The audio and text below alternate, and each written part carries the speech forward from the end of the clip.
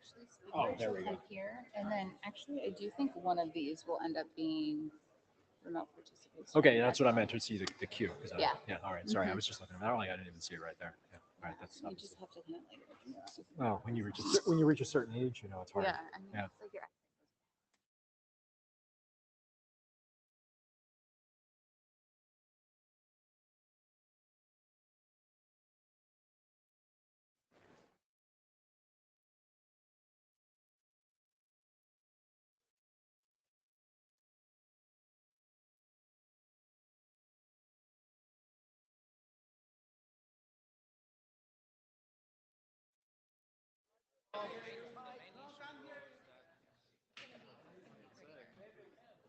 Mike, Roman.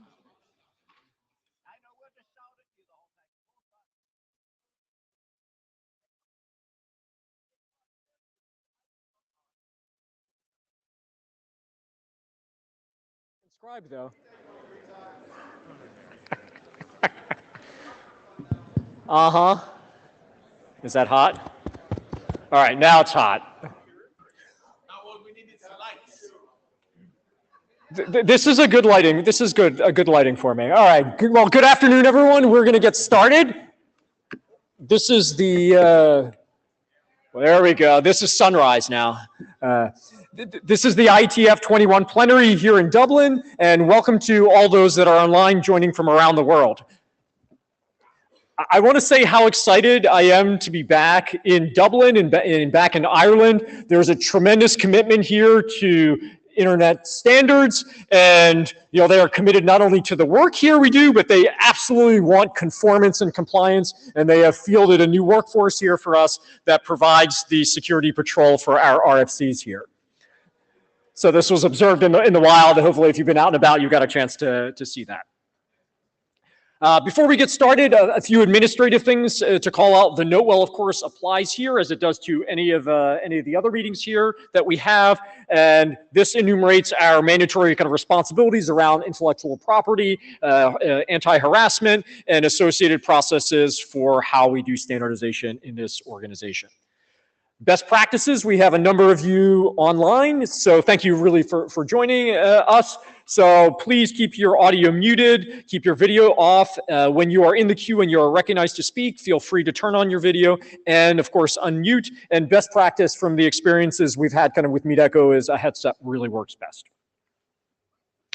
We have a very full agenda. We have the normal things we do where we walk through the various leadership bodies. But before we do that, we have a few special topics to talk about. So we'll hear from our host, Cisco. Then we'll hear from the Internet Society giving service to Critical Service Awards. And then we'll hear about an exciting development in supporting the free and open internet from Aaron. And then if you're looking to make commentary in the mic line, the batting order this time around is ISG, followed by IAB, and we'll be closing with the LLC.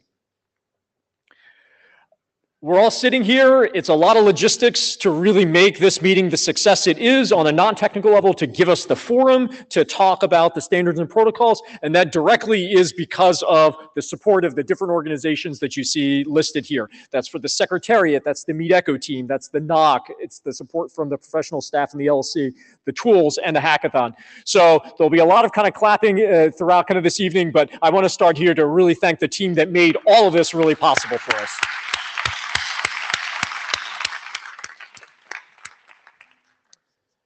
And with that, I'd like to turn the stage over to our host, Cisco. So Cullen, please come on up. A few words.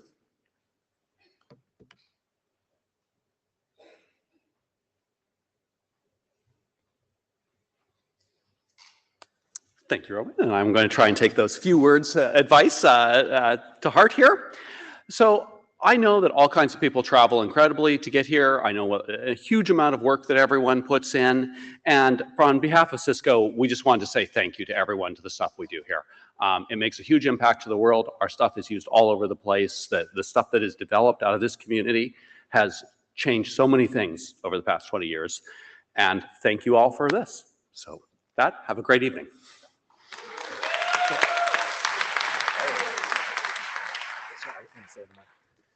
So on behalf of the organization, we'd very much like to thank you, Cullen, as a representative for Cisco, for your support in making this possible here at this meeting. So there's that, and there's a photo for us. And I think there's a handshaking photo. Perfect. I hope you can ship this for me. In fact, I can. Thank you so much, Colin. Next up, I welcome to the stage, if Sally Wentworth could come up and please to talk us through the two service awards.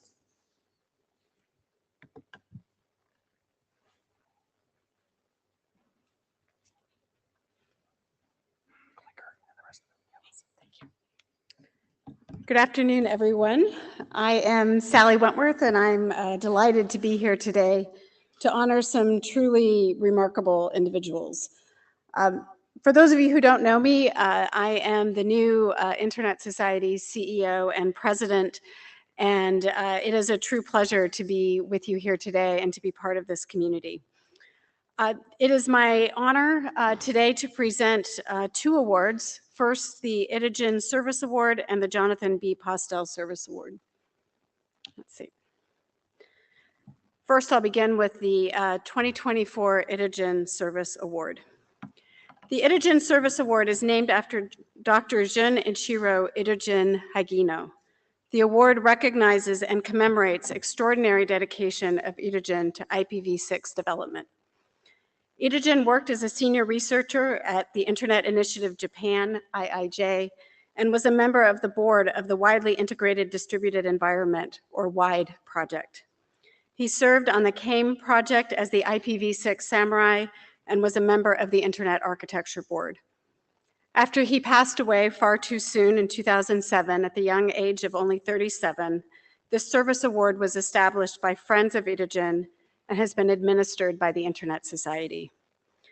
The award is focused on technical contributions related to the development or operation of IPv6 networking, keeping with the spirit of servicing the Internet. The recipients are chosen by an award selection committee composed of former Itigen awardees and other members of the technical community, including people well known here within the Ietf, such as Ole Jacobson, Randy Bush, and Bob Hinden. The award was presented from 2009 to 2012, and this year the committee decided to conclude the award as IPv6 deployment has become increasingly driven by organizations rather than individuals. And so, it is my great pleasure to announce that the final award is presented to Jen Linkova.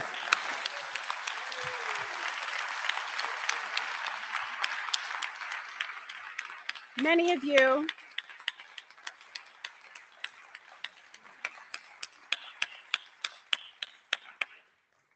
you here will know very well of Jen's longtime advocacy for IPv6.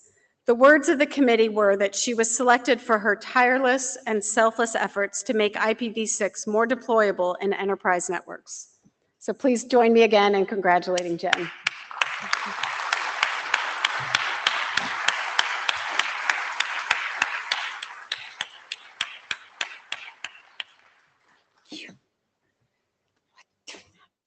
Yeah, well, what can I say? Thank you.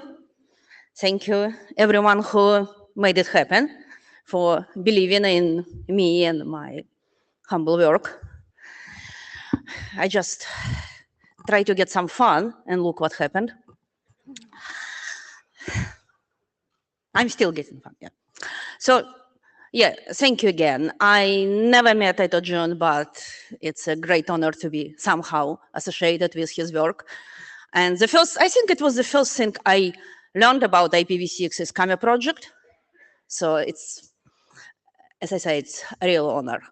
And to be honest, I'm really glad to hear you concluded it, because it's now not a personal driven, but organizational and community driven effort, because it's not about me, it's not about what I've done. It's what about everyone, you here, my colleagues, my coworkers, everyone else done, right? So it's not me. And I wish Itigen We're here, and despite some people still not believing that we are going to get this done, I hope that we are going to continue to work on what he started and finally complete this eventually. I know it's a job security, but I would really see IPv6 becoming first-class citizen and people start saying, who care about that IPv4, nobody using it. So let's continue working on it. Thank you very much, everyone, again.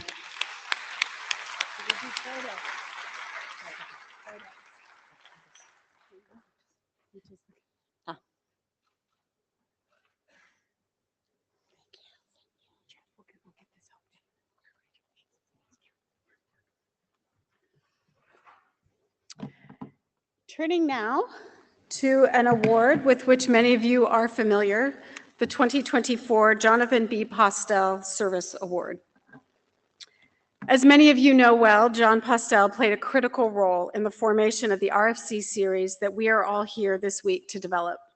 He was IANA in those early days and was involved in the IAB and the IRTF and was the first actual individual member of the Internet Society in 1992.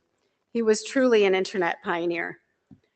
The Jonathan B. Postel Service Award is presented annually to an individual or organization that has made outstanding and sustained contributions in service of the Internet community. The selection criteria are focused on 3 aspects, which reflect Postel's service to the Internet community: technical contributions, leadership, and service to the community. The selection committee is made up of former Postel awardees, many of whom are well known within the IETF. Because the committee did not select an awardee last year, they decided to give 2 awards this year. The first recipient of the 2024 Jonathan B. Postel Service Award is Dr. Stephen Crocker.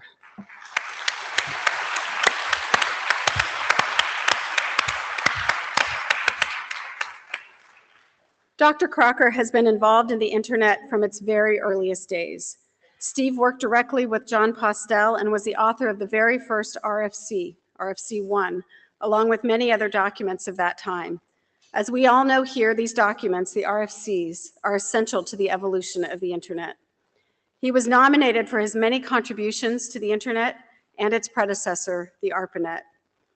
Dr. Crocker was also inducted into the Internet Hall of Fame as part of the inaugural class in 2012 and continues to be actively involved in making the Internet better, particularly in the area of DNS and security. Please join me again in congratulating Dr. Steve Crocker.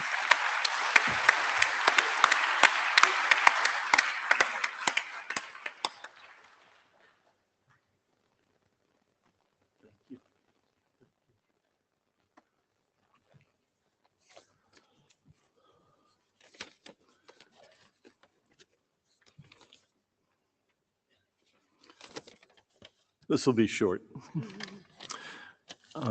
First of all, thank you all.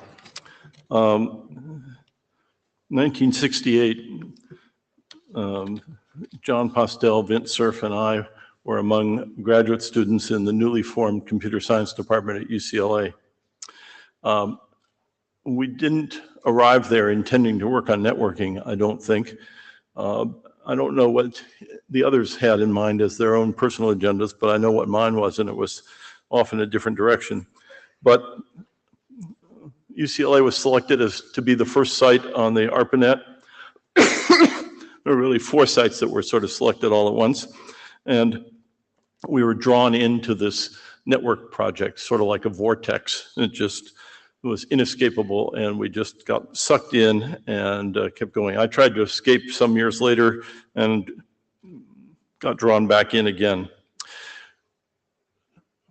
It was a technically interesting project. I think each of us had some different views as to where it was going to go.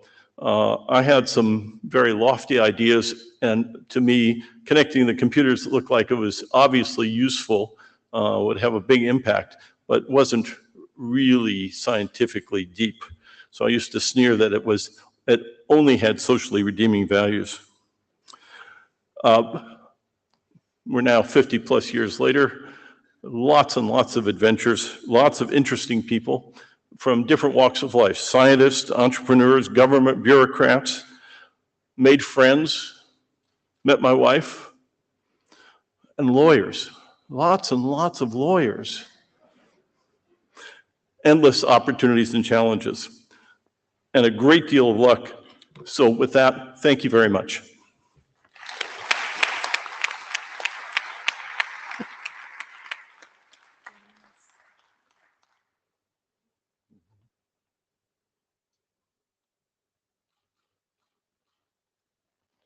Thank you.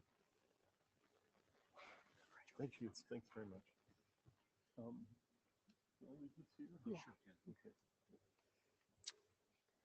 Our second recipient of the 2024 Jonathan B. Postel Service Award is Dr. Xing Li.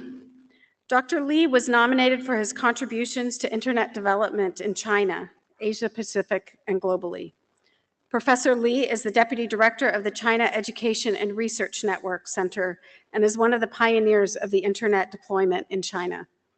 He was inducted into the Internet Hall of Fame in 2021. He served on the IAB, authored 11 RFCs, and is actively contributing right now to a number of Ietf drafts on IPv6 and routing. Unfortunately, Dr. Li was unable to travel to the Ietf this year, but he provided some remarks via video. We can play those.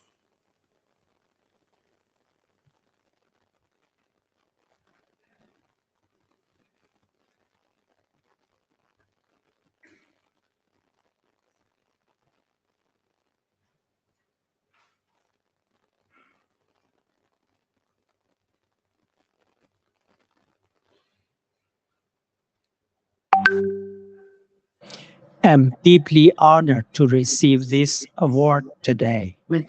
Firstly, I would like to express my gratitude to the nomination and the selection committee. Today is the day that holds my personal significance. The year 2024 marks the 30th anniversary of China joining the global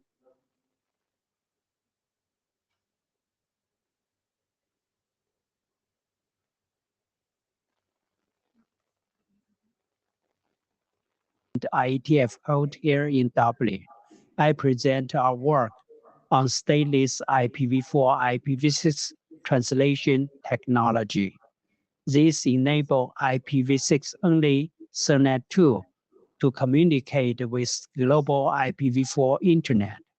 The standardization of this technology is now embedded in most modern operating systems, making it possible to make IPv6 only a reality. In the above process, John's wisdom is guiding us for the success. I would like to quote my favorite two. The first one in RFC 791. The Internet Protocol implements two basic functions, addressing and fragmentation, which is the key for the above IPv4, IPv6 translation technology. And the second one, Pastel's law, be liberal in what you accept and conservative in what you send. I believe that today's award is not merely an individual recognition, but a tribute to the entire Chinese internet technical community. Over the past 3 decades, we have all benefited greatly from the knowledge and the guidance of the internet pioneers, the IETF, and other related technical groups. As I stand here today, I'm keenly aware that I represent the older generation who has been fortunate enough to witness and contribute to this remarkable journey. However, we must not forget that our young colleagues now face new challenges, issues such as internet fragmentation, artificial intelligence, and the digital divide. Regardless of what lies ahead, I still have my believe that we must continue to improve internet technology and, more importantly, preserve the connectivity and the singularity of the global internet. Thank you once again for this tremendous honor.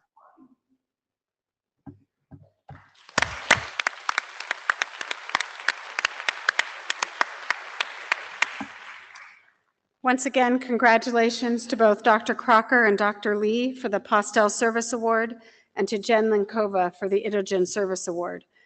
I would also like to ask you to think about people who have provided service to our technical community who might be nominated for future awards. We will be calling for nominations for the 2025 Jonathan B. Postel Service Award in the spring of 2025. So please let us know if you have suggestions. And thank you all again for all that you do for the internet.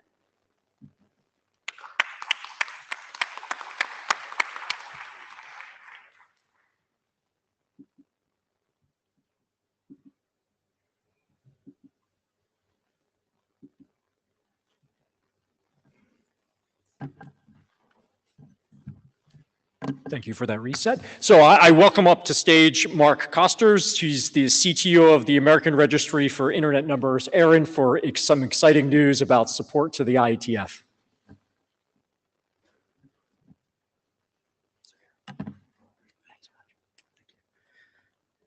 So I have the sheet, much like Steve Crocker. I don't have many words to say, but I do have 3 minutes of excitement, all right? So let's go ahead and get started. So what I'd like to talk to you today is about an endowment. But before I do that, I'd like to tell you a little bit about myself. So I've actually been a part of that IETF community ever since IETF 25 that happened in Washington, D.C. in November 1992. I've had the opportunity to work for 3 wonderful companies that all thought that IETF was important, and that was Network Solutions, VeriSign, and now Aaron. So they all thought that the IETF was important for the institution of this. It's an important institution to support and participate in standards development and evolution.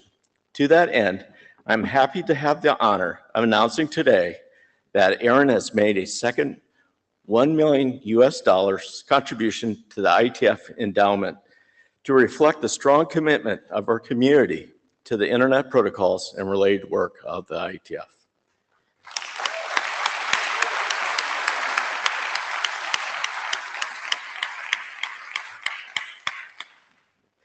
In 2016, the Aaron Board of Trustees approved contributing up to $2 million to the Internet Society's IETF endowment, created to provide the IETF with direct financial support aimed at ensuring long-term sustainable funding for the development, evolution, and use of internet protocols. An initial contribution of $1 million was made in July 2016 in coordination with the contributions from the other regional internet registries in the Internet Society. In a demonstration of Aaron's continued support for the work of the IETF and thousands of volunteer contributors from around the world who work to develop and maintain the open protocols that make the internet possible, the Aaron Board of Trustees voted in October of 2023 to approve a gift of the remaining pledge funds of $1 million US. And that's what we just had. Aaron strongly encourages its fellow organizations in the internet community to make their own contributions to the IETF endowment, helping support efforts that are critical to advancing the technical foundation for the global internet today and for the future. So thank you.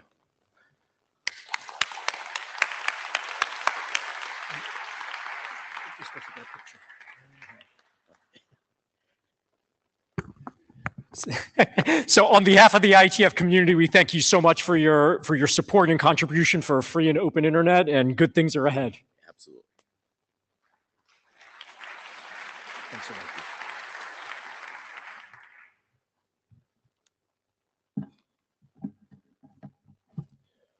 much. Okay, so now we're going to switch over to the various reports from the various leadership bodies, and I'm up first for the IETF kind of chair report. I've prepared the usual participant statistics in various ways. We're going to talk a little bit about the statements and some of the things that the ISG has been working on, and then other hot topics or topics that have previously come up that I'd like to report on.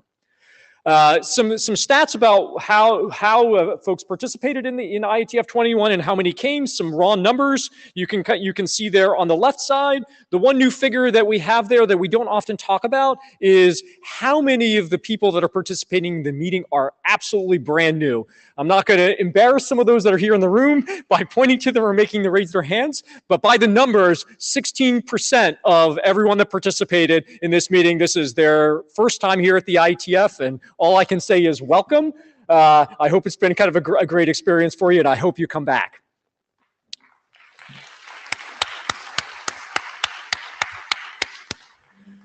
The other sets of things I wanted to briefly talk about here, because this comes up a lot at the mic line, and I've heard it come up a lot in some of the mailing lists in preparation for this meeting, was around fee waivers.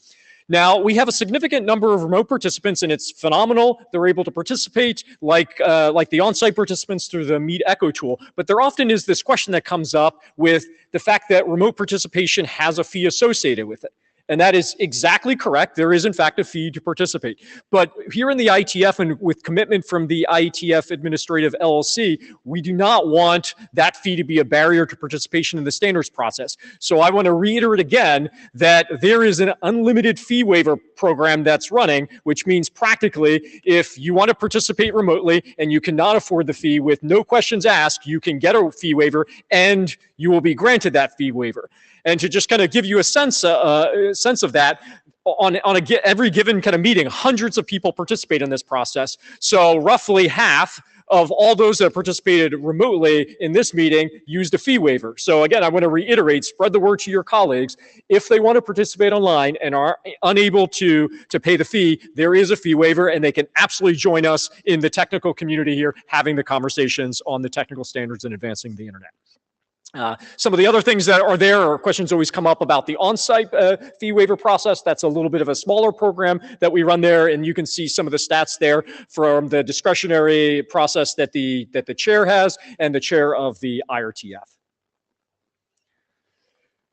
This is a slightly different presentation of the slide that we typically have. You're used to seeing a giant pie chart kind of with countries that participated highest. It's a bar chart now, and also the origin of the participants as reported is pinned on the map there. So we have participation from about 66 countries around the world there. And then on the right side, you can see the countries of origin where 10 or more participants came here to the IETF.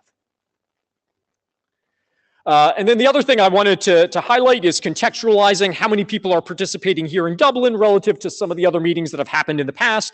And you can see kind of where we are. It's roughly akin to prior European meetings. The distribution of on-site versus remote is a little bit on the lower end, in the sense that there's more on-site participation and a little bit less remote participation. And again, I want to reiterate once again, if we do the look back period for all the meetings you see on the screen, the spread has been that around half of all participants that have been remote have made use of the fee waiver program. So I will repeat again, participating online does not cost money if you cannot afford it. That is not a friction. Please spread the word for your colleagues to join us to join us in the meeting because we do have this fee waiver program. All right.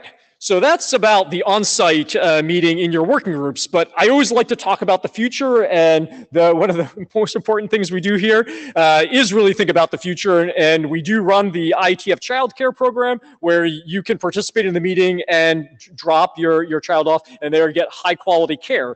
And how I'm very confident that they are the internet of the future is I looked at the feedback. It looked like there were a lot of excitement, but I really keyed on, if you look at the 6 quotes that we got, one of them was around cookies. And so that's really on brand and on message for future participation in this organization, because there are a few things more important than the cookie selection.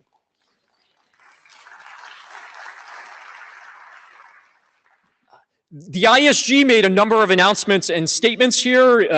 I'm sure you saw them on the Ietf kind of announce list, but perhaps you did not notice that this morning we did release an additional statement on addressing comments and crediting contribution. This was largely a reiteration of the critical elements that are mandatory to follow in the standards process, which is that comments that are provided need to be adjudicated and evaluated relative to the working group consensus process that we have, and then the criticality of providing attribution and crediting those contributions in our standards process. So if you have not yet kind of seen them because you've been busy with the working group meetings, please do take a look at that. The ISG believes that's critically important to the success of the standards process.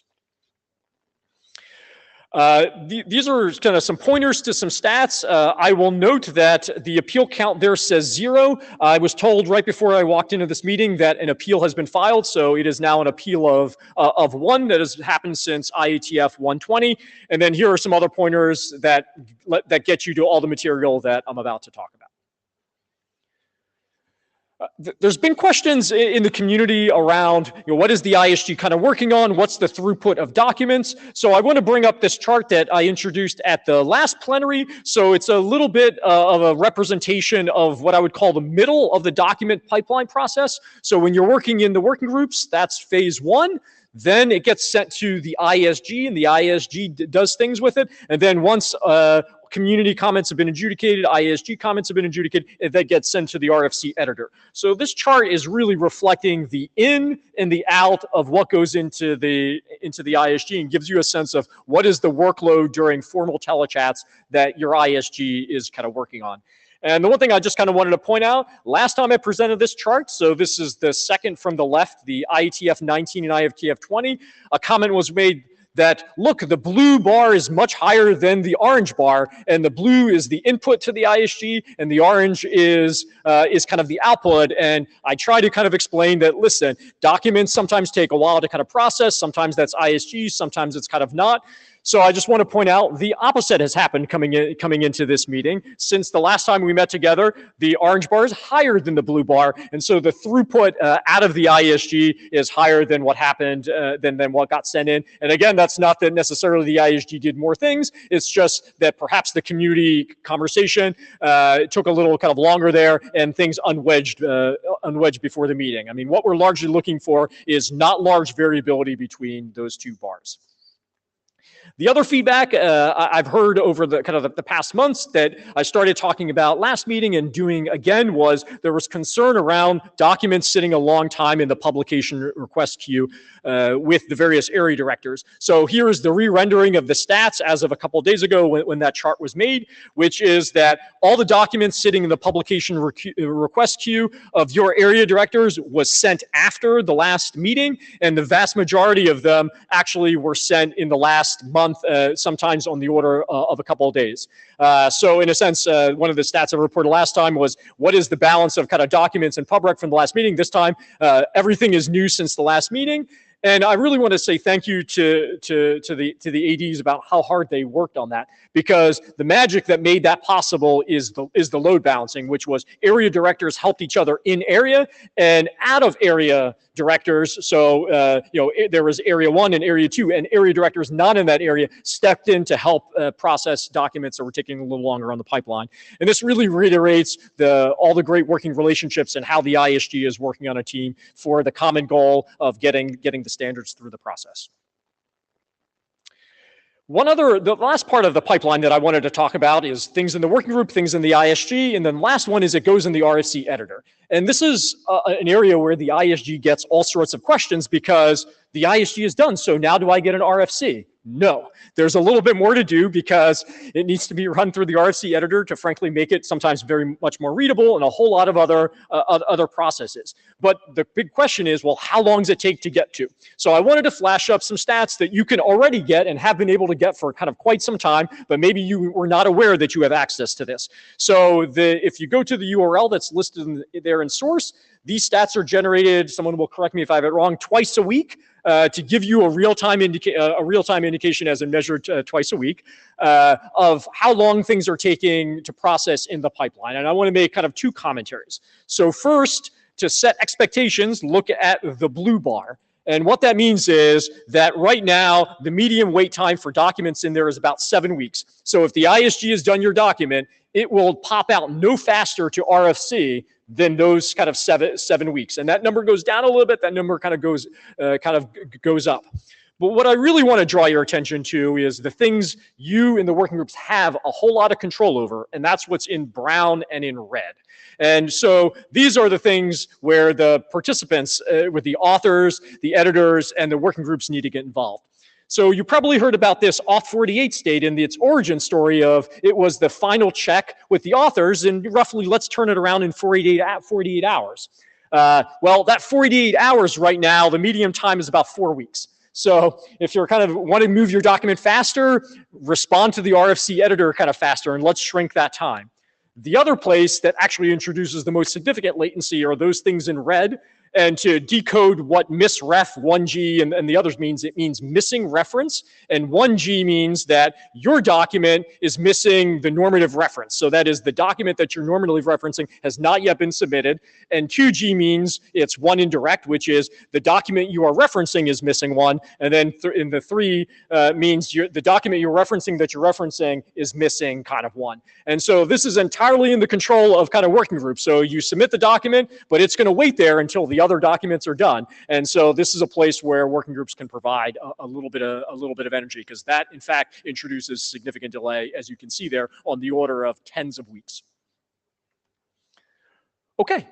So the last thing I wanted to do before I get on the stage is to remind everyone, just like many of you, you have come here through the support of other people, and your area directors are sponsored by a whole array of different organizations. And so I wanted to acknowledge the employers of all your area directors that make their effort possible in helping us advance this standards process. So kind of thank you to those employers.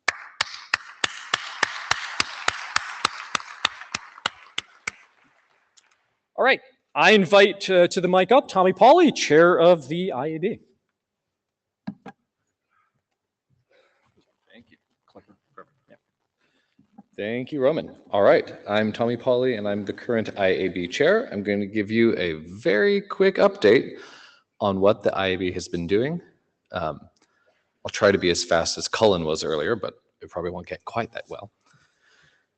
So you can find the full report that we've written up for the IAB, what we've been doing for the past couple months at our website, as well as in the proceedings for this meeting. Some of the highlights here and some of the actions that you can take.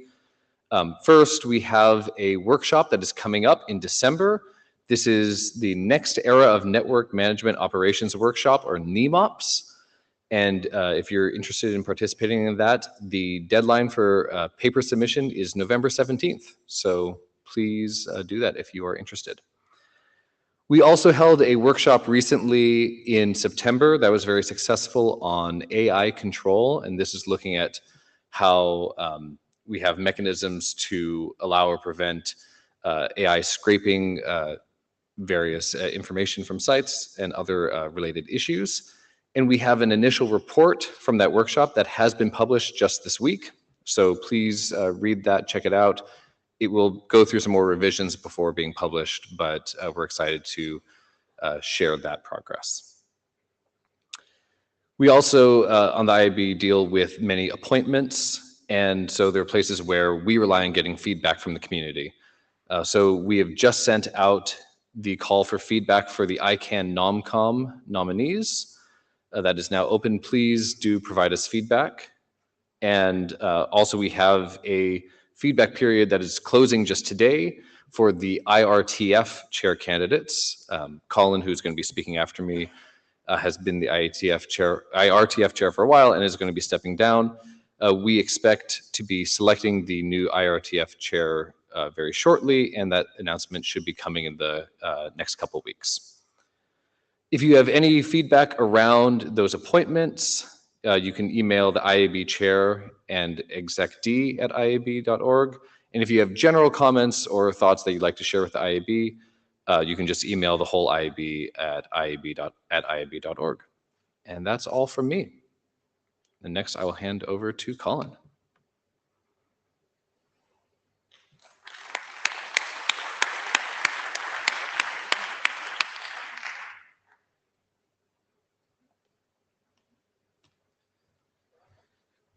Okay. Thank you, Tommy. My name is Colin Perkins. I'm the IETF chair. As many of you will know, one of the things we organize in the IETF is the Applied Networking Research Prize. The ANRP is awarded to recognize some of the best recent results in applied networking.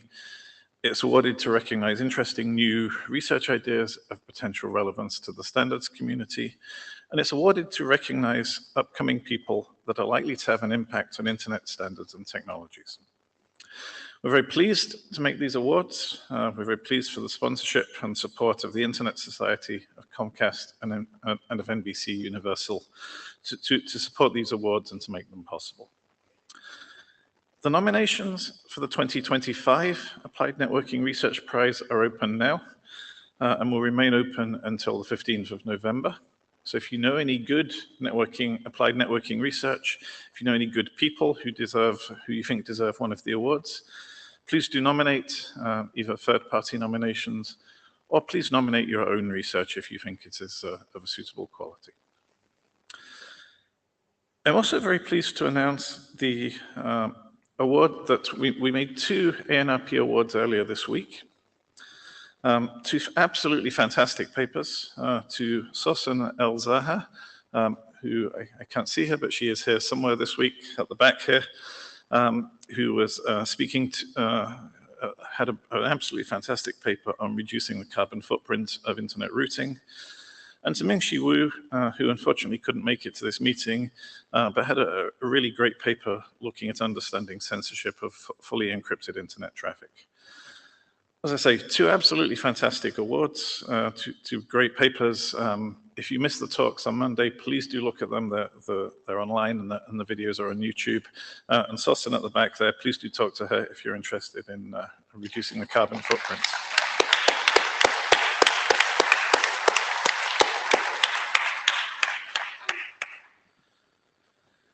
In addition to the prize, we also organized the Applied Networking Research Workshop. I'm pleased to announce that the ANRW 2025 will, as usual, co-locate with the July IETF meeting in Madrid in July 2025.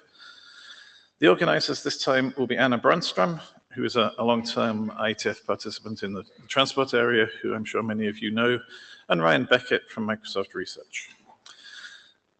The call for papers for the workshop we expect to release early in the new year, around January, February time. The deadline for submissions will be in April 2025. So if you have any papers to submit to the workshop, please do consider submitting to the ANRW next year.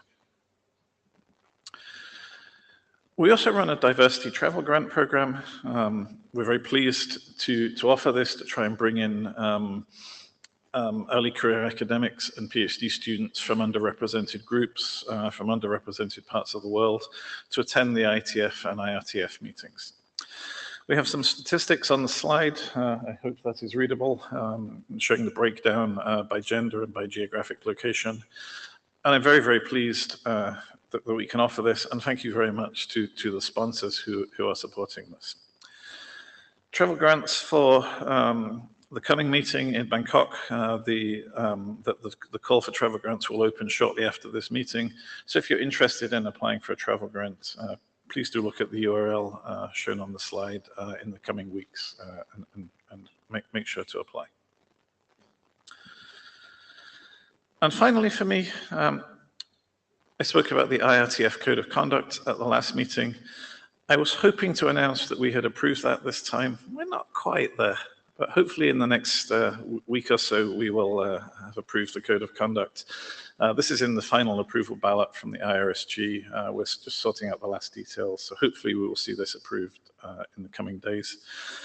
Thank you to the IRSG members. Thank you to everybody else who contributed and who commented on the Code of Conduct. I think this is a really important document. So thank you to everybody. And I look forward to putting this into place. And that's all I have. Next up is Dean from the NomCom.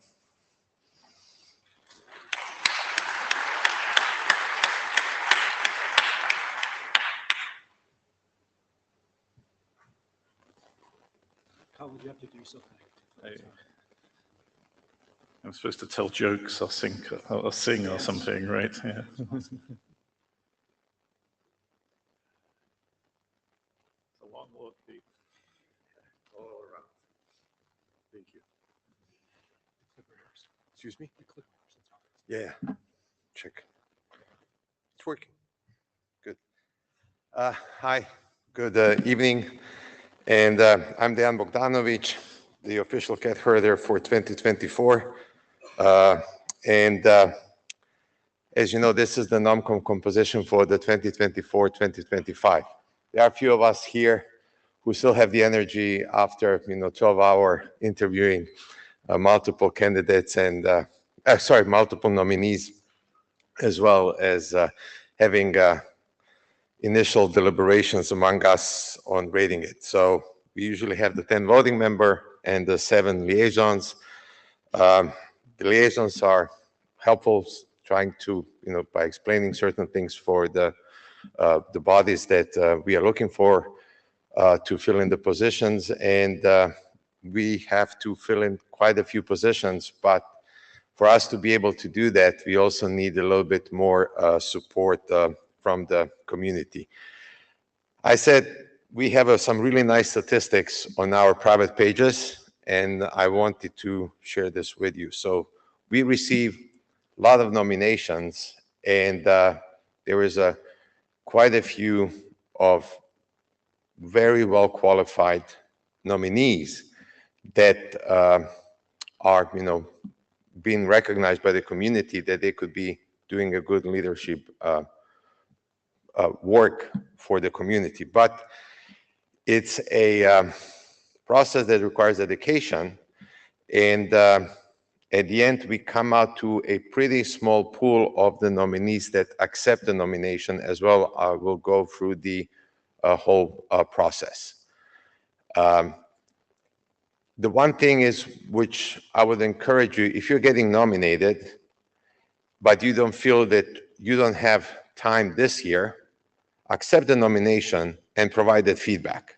Because sometimes if you just provide a negative answer, then people might not be nominating you next year.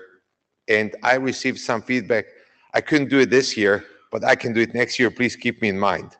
And I'm like, it's not for me to keep you in mind, it's for you to inform the community that you're working with, that you will be willing to do it next year. And even when we, as NOMCOM, say, based on all the criteria that we were looking for, you're not a good nominee to become a candidate this year, please come back next year, because it's a learning process. The same way how NOMCOM is trying to improve, to make that whole process friendlier and easier for the nominees to become leaders.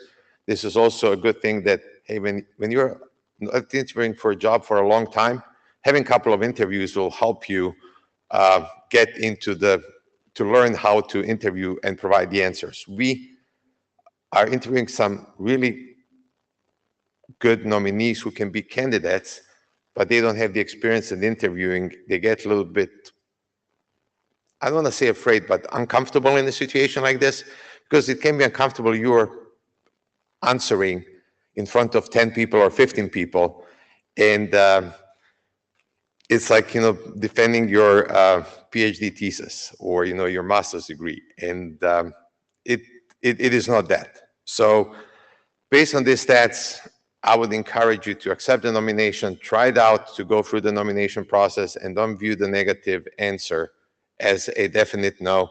This is like an encouragement for many of you, especially for the younger participants in the Ietf, to try to do this process again. And if any of you who will receive a negative answer, as many of my previous NOMCOM co-chairs, I'm very happy to provide you feedback and provide you some additional, mentoring, how you can improve your experience in order to be in a leadership position. We are looking to fill, no, I forgot the exact, 17 positions. We got one extra because Alyssa Cooper is stepping down from the IAB, and that was an additional position that has to be filled in.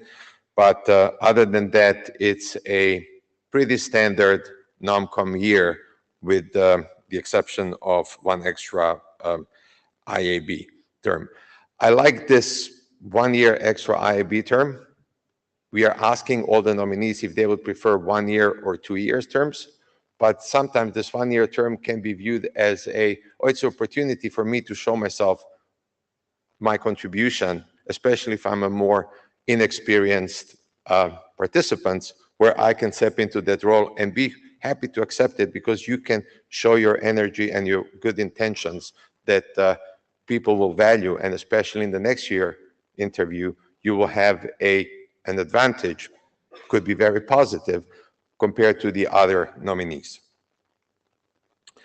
And lastly, NOMCOM here is to make decision based on your feedback. We really need your feedback on the nominees to make the best decision for the IETF leadership. We are not the ones who are making the decisions. We are the ones who are evaluating the nominees' feedback with the community feedback and weigh in who is the best based on the both input. You can say it's an equally both the community and the NOMCOM. And I encourage you to provide the feedback. Feedback is open until Friday. We still have interview on Friday morning, and we will start a deliberation Friday midday, after like mid-morning to midday. After that, I will close the feedback, but would appreciate, because we have a slate of great candidates and we have a hard job to make decisions. And the more feedback we get for you, it will be easier for us to provide that and make the right decision. Thank you. And Glenn is right now.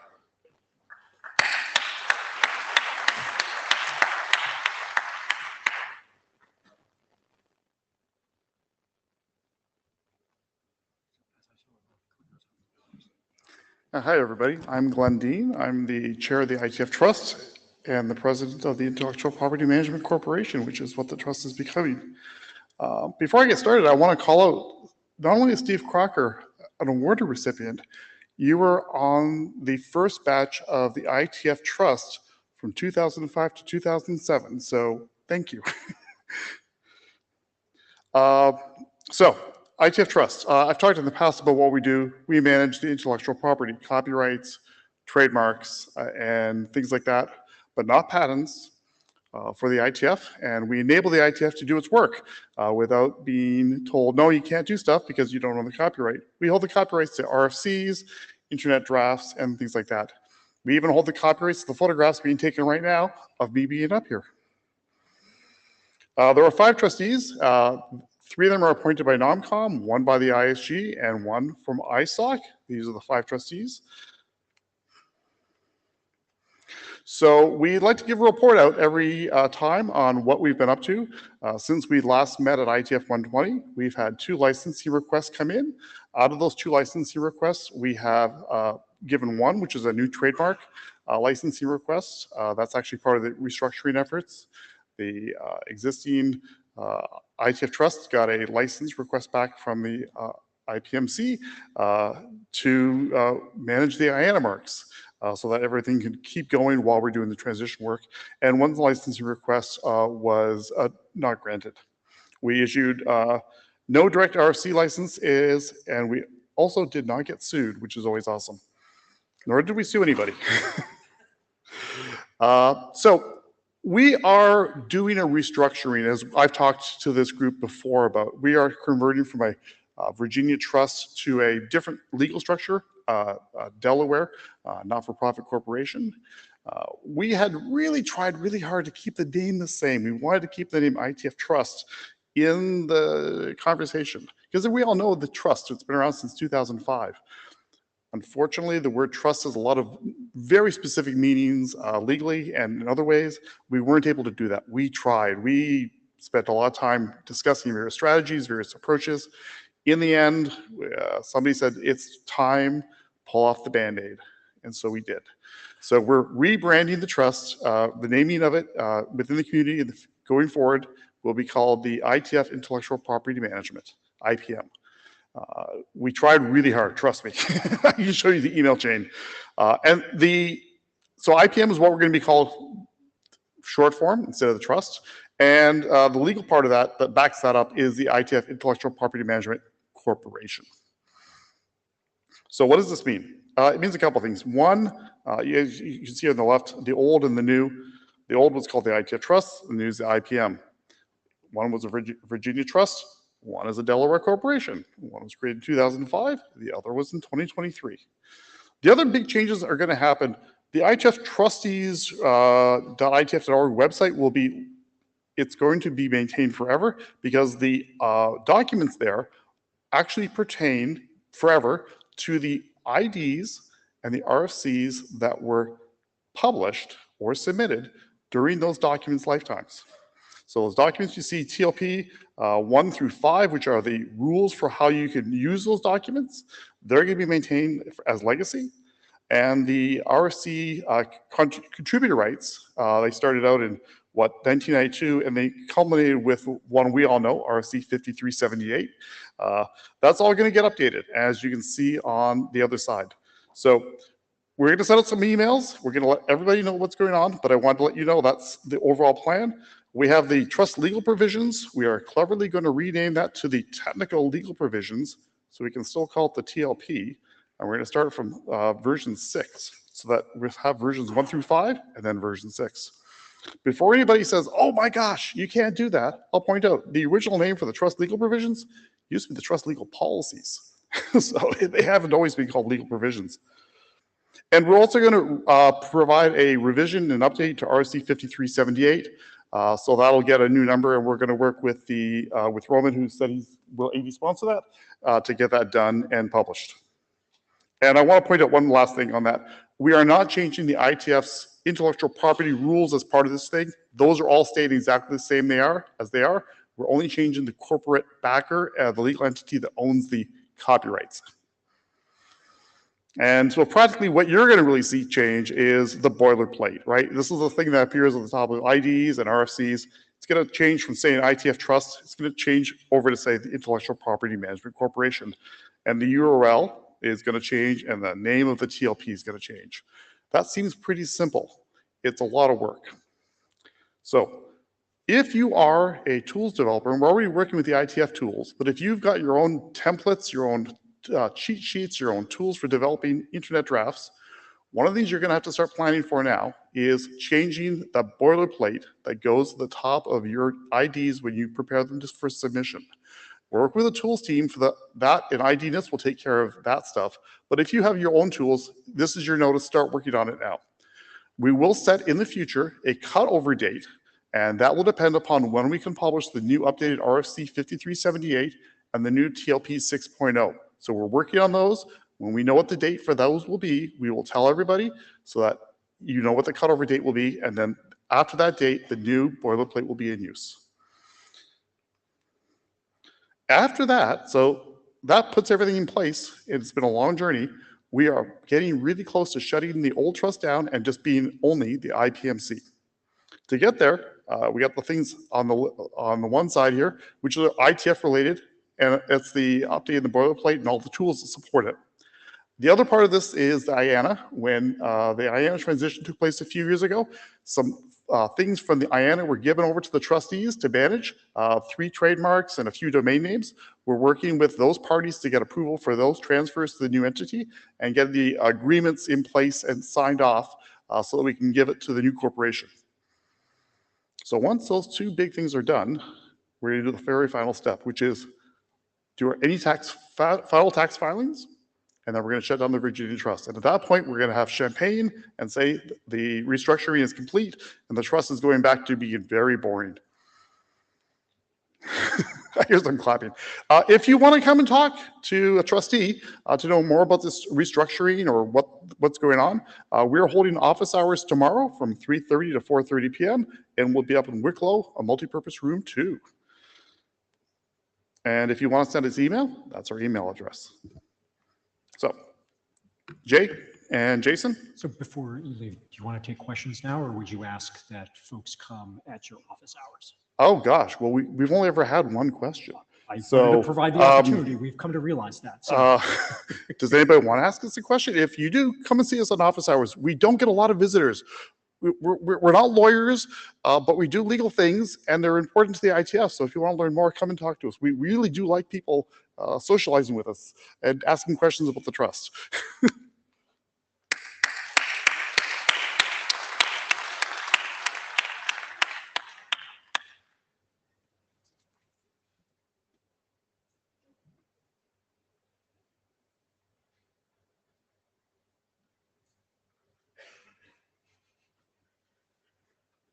It's only when you come up here you realise there are huge wings over to the left with screens and people sitting them and things.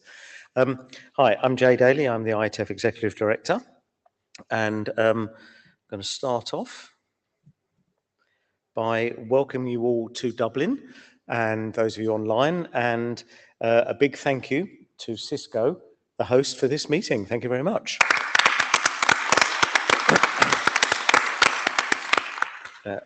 Particularly big thank you for such a short speech. That's excellent. So as you know, the IETF is only able to work because of the sponsors it helps significantly through the sponsorship we receive from a number of industry organisations, a number of companies. We have a set of sponsorships that are particularly around certain values. We have diversity and inclusion, and we have 2 gold sponsors there, Akamai and Huawei. And we have a running code sponsored value, which is about what supports the hackathon. And we have Ericsson as a gold sponsor there and Meta as a silver sponsor. So thank you very much to those of you, for those companies that support those specific areas.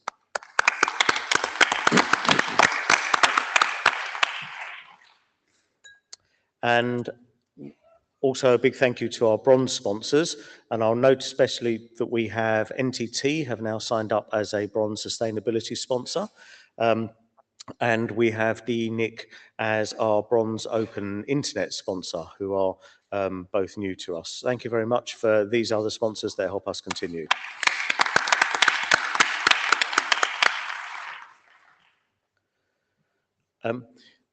In order to operate, we obviously use a lot of equipment and services, and we receive some very generous donations from a number of organisations. We have EI for All and INEX who are helping us with connectivity for this meeting, and we have a number of other organisations who provide us equipment, services, and various other things, in some cases millions of dollars worth of equipment. So thank you very much to all of these sponsors who help us greatly.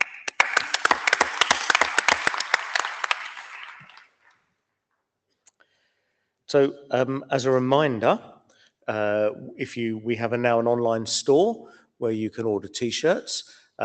We are also interested in other things that we could potentially sell through this. Please let us know if you think there's something anyone would actually buy. That would be very helpful to us. It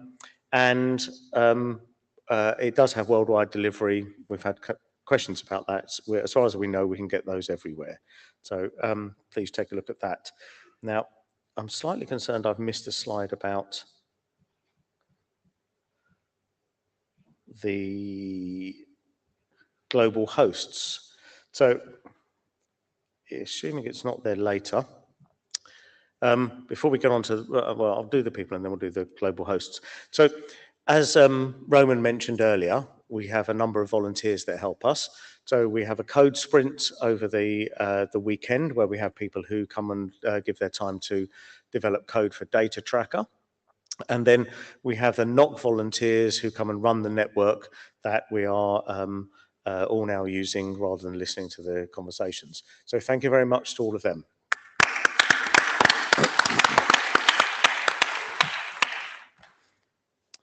And then we have a team, as you know, a hardworking team. In the background, we have the Secretariat, who have been running the registration desk, sorting out all the various issues that people have and other things.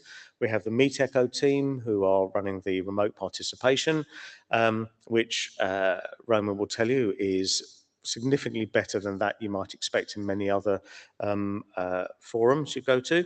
And then we have the NOC team, the professional NOC team that support the volunteers as well. So thank you very much to all of those people.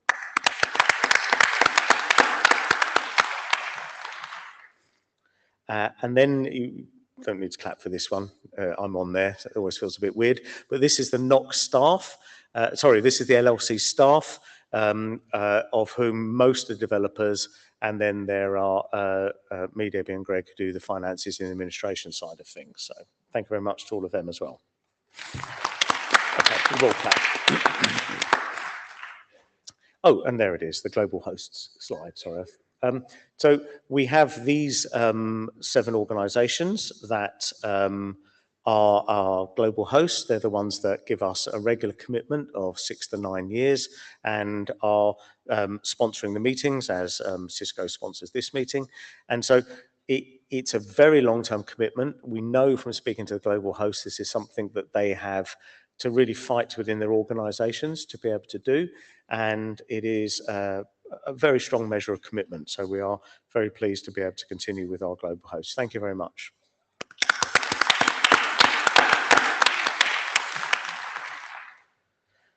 So we have IETF 122 coming up in Bangkok in March. We do not yet have a host for that. So if you're interested, please let us know. And we have sponsorship opportunities are still available for that one, plenty of those. So here's our future meeting locations and venues. We have Bangkok coming up, Madrid in July of next year. We do largely have a host ready to sign for that one. We then have Montreal in November of next year, and we have Comcast NBC Universal will be the host for that. IETF 125 in Asia, which we're currently negotiating with a venue in China about.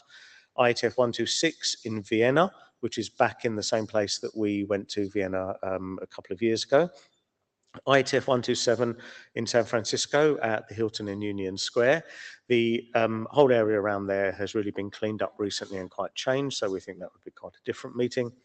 And then IETF 128 in Asia, we haven't yet booked that one, still looking at things. We are going to put out some community feedback consultation shortly about some possible venues in India and possibly some other places in Asia coming up soon. And I know that plenty of people have been asking us to go to India for some time, so I expect people are looking forward to that. So that's it for my bit. Thank you.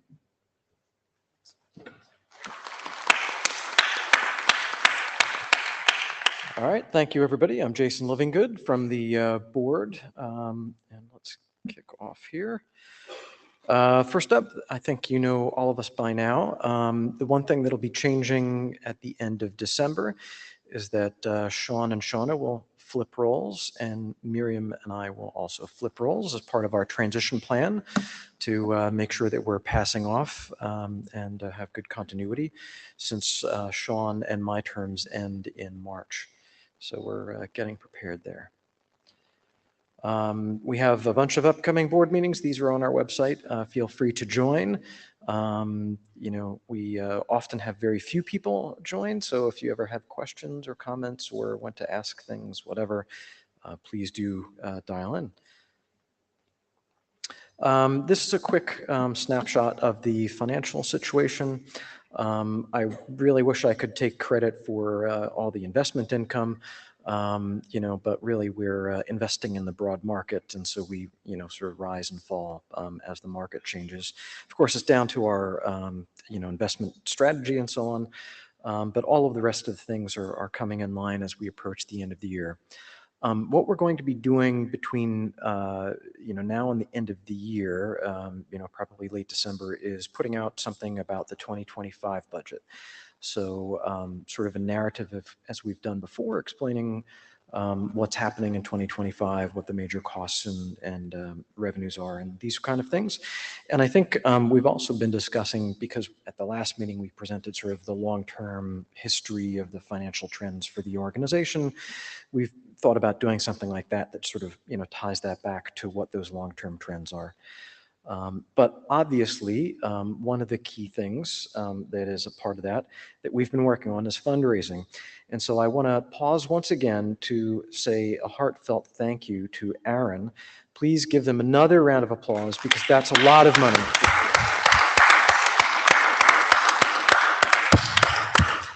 It's a really big deal, and these kind of things take a long time to develop. And we all wish that we've got some other deals in the pipeline, so to speak. We all wish that those things would come to fruition maybe faster, but other organizations and individuals have worked hard to generate their money, and they want to make sure that we're going to be responsible with that money and use it in a way that meets our mission and aligns with what their interests are.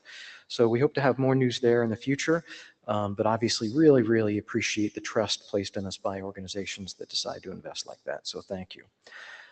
We are also wrapping up the second IASA 2 review. We actually meant to have that done by this meeting.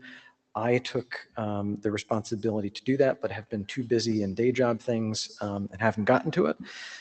If you were at the TSV working group and heard my update there, you know why I've been so busy. So apologies, we will complete that by end of year, come hell or high water. There's nothing really major in it as just a bunch of modest things that are all primarily administrative. And lots of ways to contact us. We have a website, as you might expect, and feel free to reach out. Thank you. So now we're on to the open mic sessions, always exciting. Thank you.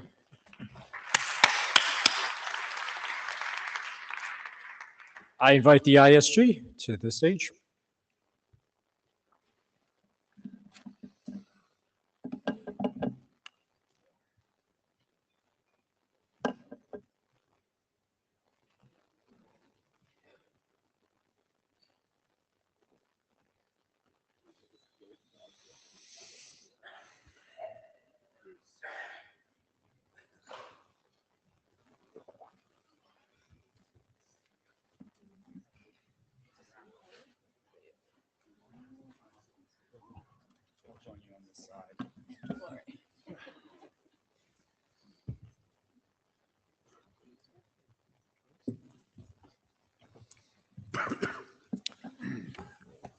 Okay, why don't we start with introductions?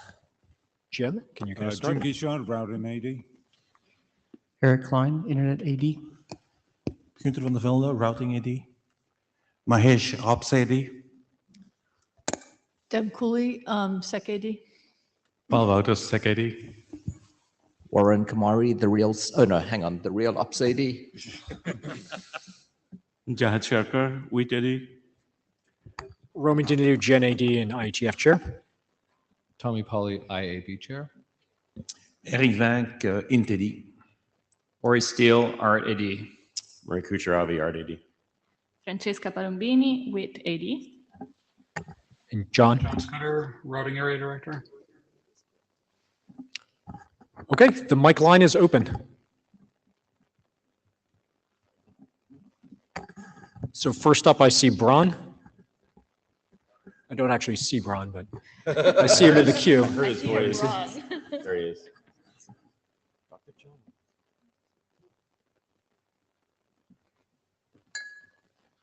We all turn around and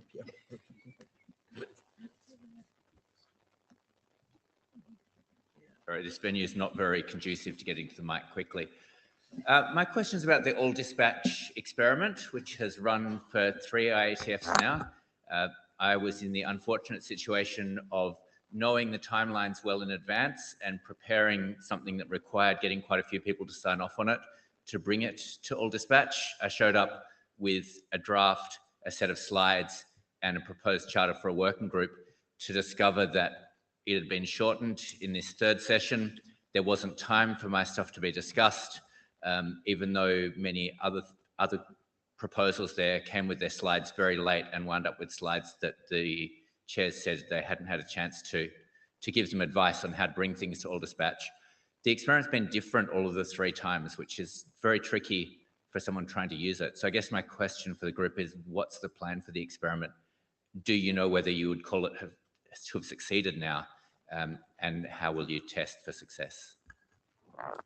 Yeah, that's a great question. Kind of thank you. You're exactly right. We've run the experiment 3 times. There's been certainly kind of some modulation. You did mention the other one was around kind of how many conflicts we provided in those sessions. So that's another thing that we changed. So the working plan now after 3 sessions is that we got to make some decisions. Of course, on the way ahead, we do not plan to run the experiment one more time based on the early discussions.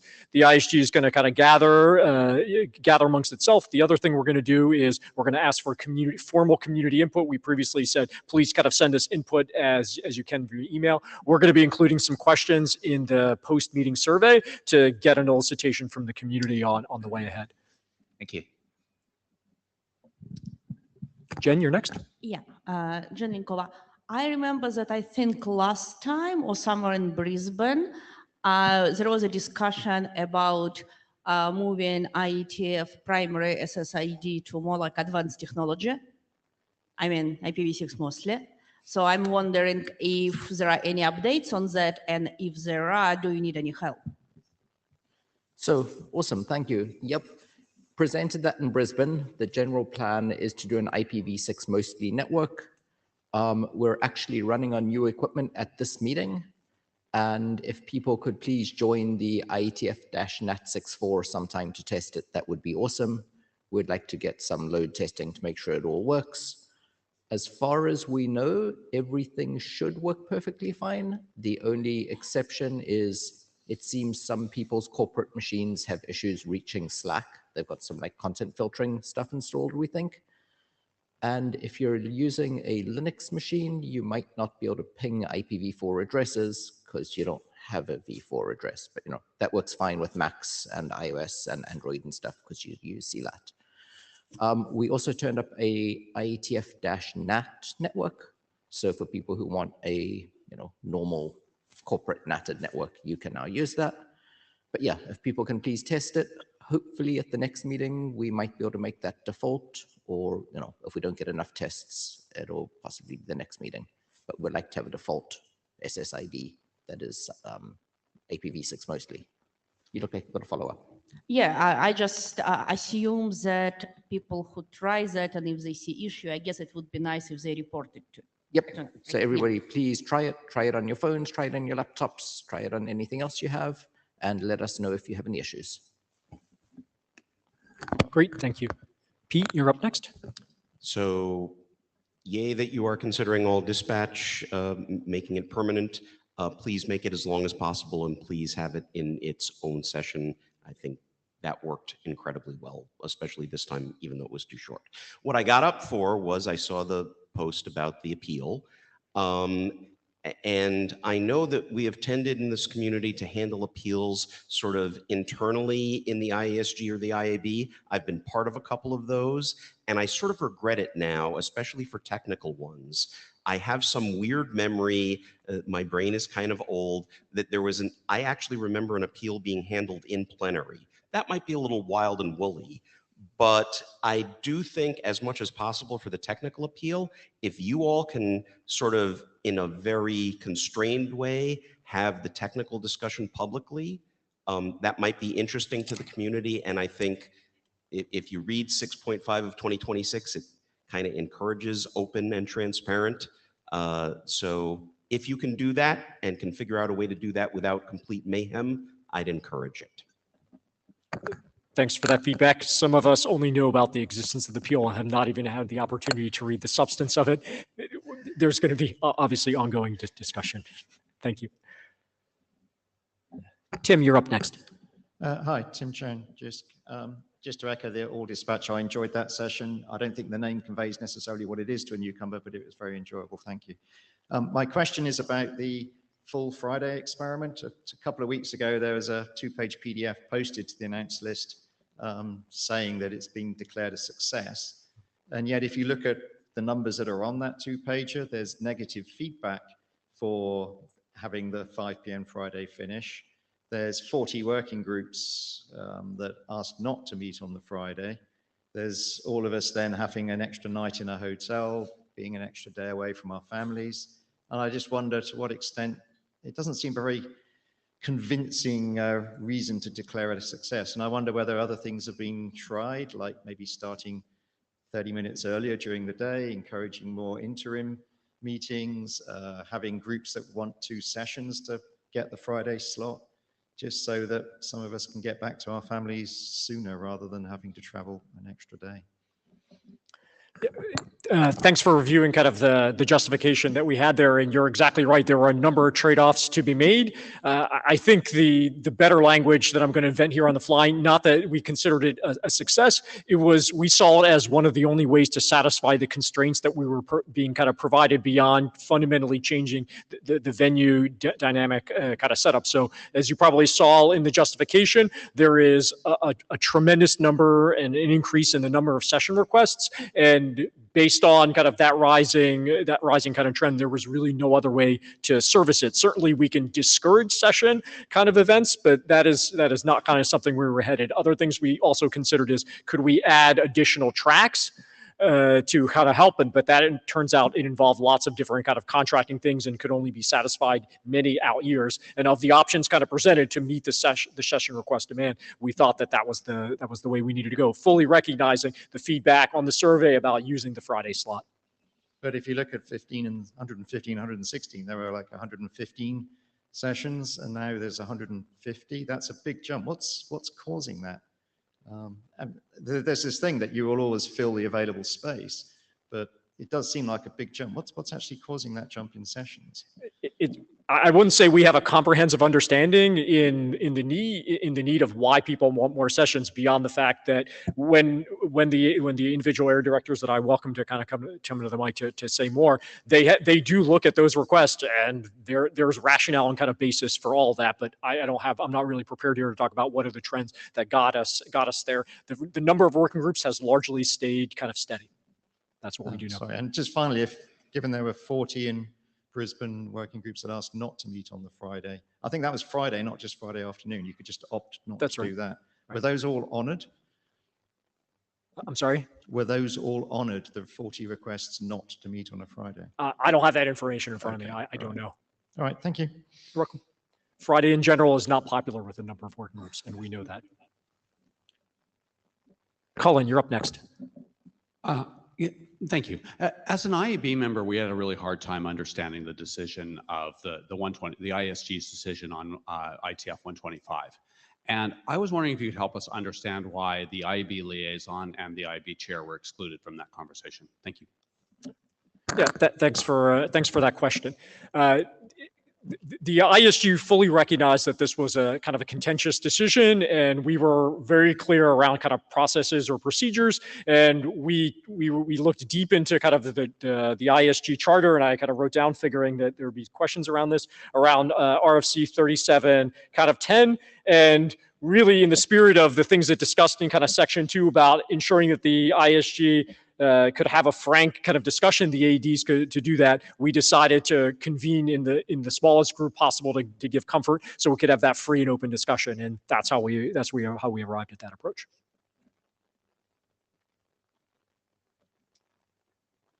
Arnaud? Yes. Hi. Arnaud Tadei, Broadcom. So I want to come back on the Gen Dispatch. So I understand it's an experiment, but frankly speaking, I could see good progress since the first one. As you know, I'm now SG17 chair in ITUT, and we had the problem in 2018. So we went through exactly this path 6 years ago. We've been through a long journey here. We improved and we degraded because we tried to do too many things, and we re-improved. And then we started to get to a very optimal position now. It's really performing. We are really good. My simple message here is I don't know what the outcome are from the experiments, but be patient with yourselves. You're on a good journey. It's a long journey. It's hard. It's not easy to get everything fixed in the first place. Just give yourself the time. That's the best feedback I can give you from what we learned on our side. Thank you. Perfect. Thanks for that feedback. And as a reminder, everyone, we are going to have something in the post-meeting survey for Ietf 21 on that. I see Braun next in the queue again. Yeah, sorry for coming up twice, but I did want to respond specifically to that question of the Friday sessions. I'm not specifically picking on OAuth, but I'm just going to mention them because I'm aware of them. They have 3 two-hour sessions at this meeting. It's 6 hours for one working group. The main benefit of us flying here and being together in person is the building the relationships, and those relationships that can be used to do good work together. I don't think 6 hours for a working group brings the benefit for the work. There's plenty of chance to do telechat calls between IETFs, and I think we should restrict working groups to one session per IETF. And then if there's more work to do it outside that, compress the things that need the face-to-face, that need the relationship building into that. That would be my proposal to fix this issue rather than extending into Friday. Murray? Maybe if you need 2 or 3 meetings, one of them has to be on Friday. No, I mean, yes, but I don't agree. I think 6 hours at the IETF for one working group is too much. I'm not arguing your point. I think you're right, but I think if we have to find some kind of compromise, you know, if you're going to take up 6 hours of the IETF's time for whatever reason, there's maybe a bit of a penalty box is appropriate. Okay. Arjun? Yeah, Adrian from China Telecom. You know, right now, there is no, I don't know, all of the AD come from the different company. There is no two AD come from the same company. So I think can this principle apply to the W chairs? You know, I can give you an example. In the LSR working group, there are 3 chairs, but 2 of them came from the one company. I think it is violate the diversity principle of the IETF. Can this phenomenon be changed? Okay, because we have faced several times that our proposal be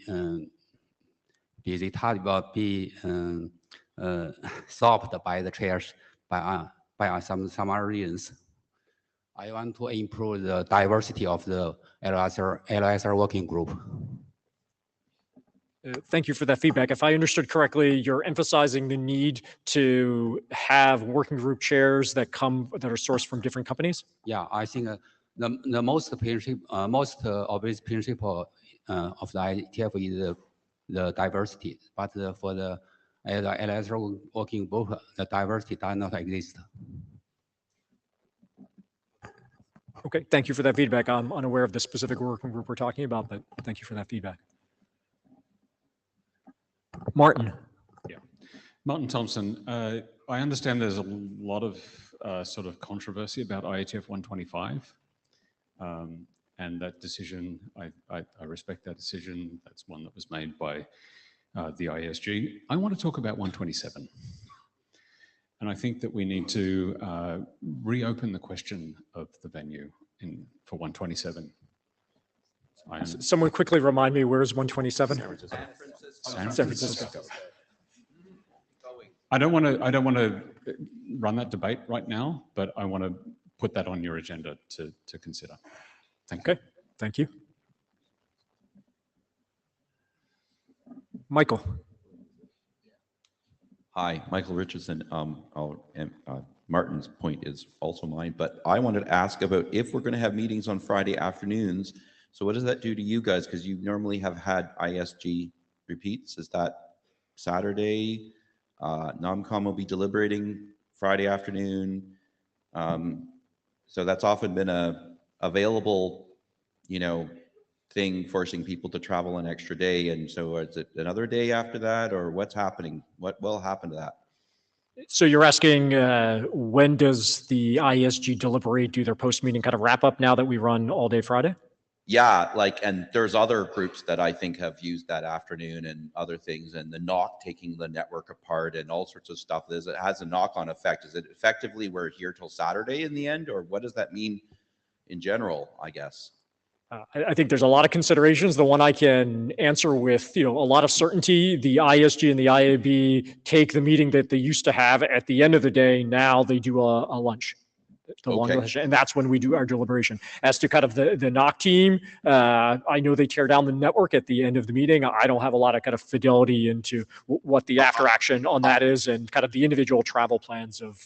I'm just trying to understand the overall expense. So you guys are not staying till Saturday. Okay, that's good. Lunch meeting. Okay, so I think that, maybe we should just figure out, what other things are screwing up. So that's all. I don't know what that was about, but okay, thanks. Thank you for that feedback. Sam? And I will confess to everyone coming up to the mic who sees me confused, it's because I'm scanning all the different microphones and the light is coming to my, in my eye. The echo doesn't help either. Oh, Hank, can you move? all right, we're gonna. Okay, he dropped. sorry. All right. Drew. Actually, I could not register, so Drew did it Oh, on my okay. behalf. So Well, Jack, I by just all said in means. line. It was literally. Well, thank you, my Drew. phone was Dan, like, I want to register, can't register. The floor is yours, Dan. I would go back to the 5-day meeting, and there is a problem with funding for the positions. Trying to extend the meeting times is not helpful with filling in the leadership positions, because one of the main thing that is coming is about funding. People are getting nominated and they're saying, I have to get back and see if I can get funding for this. I think all of us would like to be able to go home early. No, this is people. No, yeah, I get it. But on the whole, Friday thing, I don't think any of us desperately wanted to meet on Friday, but unfortunately, people keep coming up with working groups, and you all keep wanting to do work. And this isn't directed at you. This is in general. I go to my working groups, and maybe you don't want to meet, and they're like, we've got so much work we have to get done, and can we charter another one? And everybody's like, "Oh, you should close a bunch of working groups, but not mine." And yep. I agree.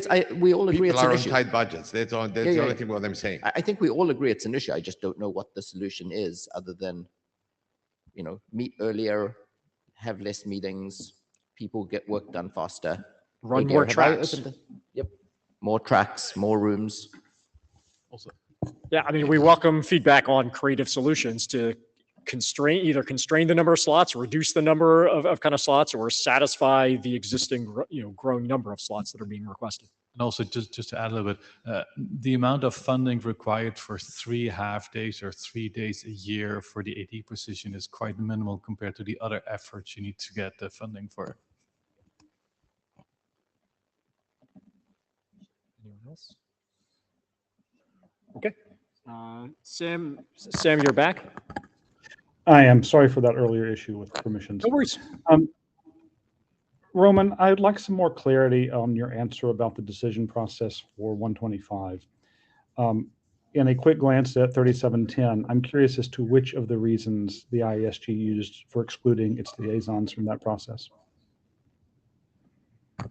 So I want to replay your question because I was reading it in the chat. So you'd like to have a more concrete reason why we chose to exclude the liaisons from the 125 process? I'd like to know which of the reasons. So that there are a couple of reasons in that document, and I'd like to know which of the ones the IESG relied on. To read the quote from section 3.2, vital to have a frank exchange of viewpoints, allowing people to speak freely on topics known to be controversial, was that reason. The ADs really wanted to be able to talk freely, and that would be why. Okay, thank you. Jen? Yeah, Jen Linkov, I'd just like to quickly come back to Friday meetings. I think there is a positive impact of having meetings on Friday, because before I saw a lot of people leaving on Thursday. Right? And now most of them stays at least half of the Friday. So we probably need to consider that. And I'll note that was definitely a thing, right? It was very common that people would say, please don't put my working group meeting on Friday. And so Friday was then basically not a usable day. And then we start leaving earlier on Thursday, and soon we have no meetings, which not necessarily a bug. That sounded like asking for meetings on Saturday. Was that what I heard? No? No? Okay. All right, Mike. Mike Jones. On the Friday meeting topic, I'm going to support the Friday meetings. Going to ITF and meeting my colleagues face to face and working with them is one of the most productive parts of my year. And so the ability to have use of the whole week for conversations with people, I fully support. I mean, there's a thing that we've done for OAuth when we're requesting 3 meetings. I'm okay with the, for the 3rd meeting, we'll accept all conflicts and we'll meet on Friday if that's what the scheduling czars decide. But I appreciate that we've been using the whole week. Thank you. Thank you. Rich. Yeah, hi, Rich Sauls, Akamai. Yours, just before Mike spoke, you said, oh, we'd like some concrete suggestions on how we could reduce the pressure here. And I just want to emphasize that Braun made a very concrete suggestion that it should be looked at, which is put a quota on how many hours a given working group can have. And maybe you expand it to how many hours a given area can have. But that's a concrete suggestion. I hope the IESG looks at it in the future. Understood. Thanks. And we welcome additional feedback. David. David Lamparter. Since we're spending quite a bit discussing in the Friday meetings now, there's also fixed costs with just attending ITF for flights or whatever to get here. And especially for people who are not as well off, that can be a significant factor. And to make things a little bit easier on them, I would rather have them be able to attend a little bit more than a little bit less. Just to consider. Thank you. Mark. Good evening, ISG. Evening. I have little sympathy for people who want to optimize their travel home on Friday afternoon, so I support the other people who are saying, yes, let's meet all of Friday. For me to get home often involves spending 2 days on a plane. So that's good, but at the same time, and as you referred to earlier, Roman, there's a discussion to be had about how do we optimize our work? How do we make sure that working groups are productive and that we're closing working groups that aren't productive? And I've heard a lot of discussion about, oh, we can game it this way or we can force people to have quotas. At the end of the day, hard decisions need to be made, and that's what the community looks to you for. So I'd encourage you to make those hard decisions. Thanks. So that was the last question in the queue. I want to pause if someone is looking for the button to put themselves in the queue. Jan. Oh, there is one. It's Jan. Jan. Yeah, hello, Jan Fred speaking. To come back on the question of funding for the IETF, I have known that one of the problems that at least my travel office has is that the hotel options provided by IETF are mostly not that options that my travel office would choose. So I'm not sure if that's the ISG or LLC, probably LLC, to provide some more cost-effective options for hotels, additionally to the hotel options that we have right now. So I'm going to answer, and then if I get this wrong, that is a primary and LLC issue. So I invite kind of Jay to come to the mic to kind of help answer. So we've gotten the LLC and the ISG has certainly gotten the feedback that there would be interest in alternative hotel options that are cheaper and commitment to potentially multiple hotel options. I'm told that one of the complexities of that is that we plan so far ahead to be able to guarantee a room rate requires that contracting, and that is why we have the rates associated with this hotel. To be able to guarantee any other room rates, even fancier hotels, kind of less fancy hotels, would require a whole lot of other contracts to be kind of signed. So it's not necessarily a matter of just kind of surveying, making recommendations. It would involve a significant new level of contracting and a whole new level of vetting of those venues, and that is the reason that's not currently done right now.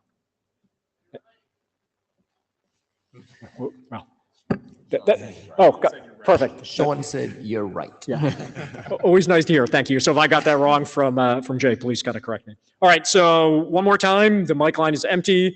Someone looking for the button? Going once, Twice, all right. Oh, Sam's back. Sam. Speaking of meetings, as my taste for travel declines, I find myself thinking, wouldn't it be nice to only have one or two of these that I needed to go to in a year?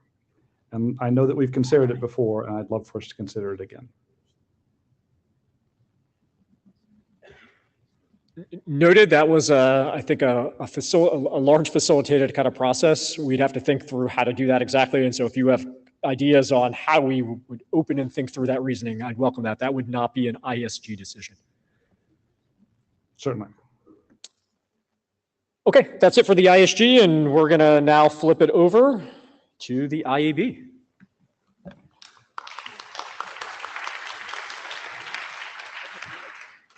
Okay. Hello, everyone, and we'll welcome up all the IAB members up to the stage.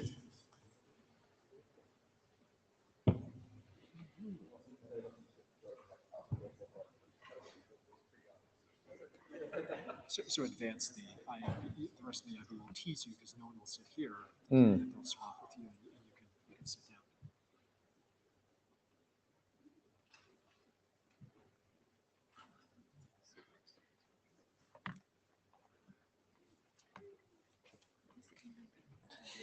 Yeah. No, you sit.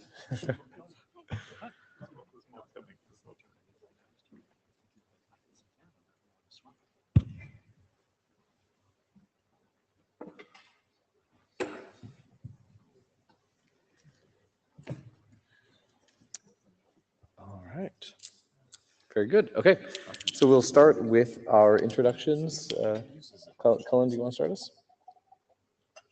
Want to start down at that end? Colin Jennings. Jing Wu. David Scanazi. Wes Herdiker. Roman Janelio.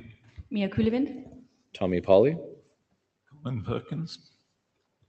Dhruv Todi. Suresh Krishnan. Matthew Bocci. Alvaro Rutana. All right. And then I don't know if we have Alyssa online. Yes, we do. Yes. Alyssa Cooper, IAB. Thanks, Alyssa. All right. Our queues are open if there are any questions or comments for the IAB.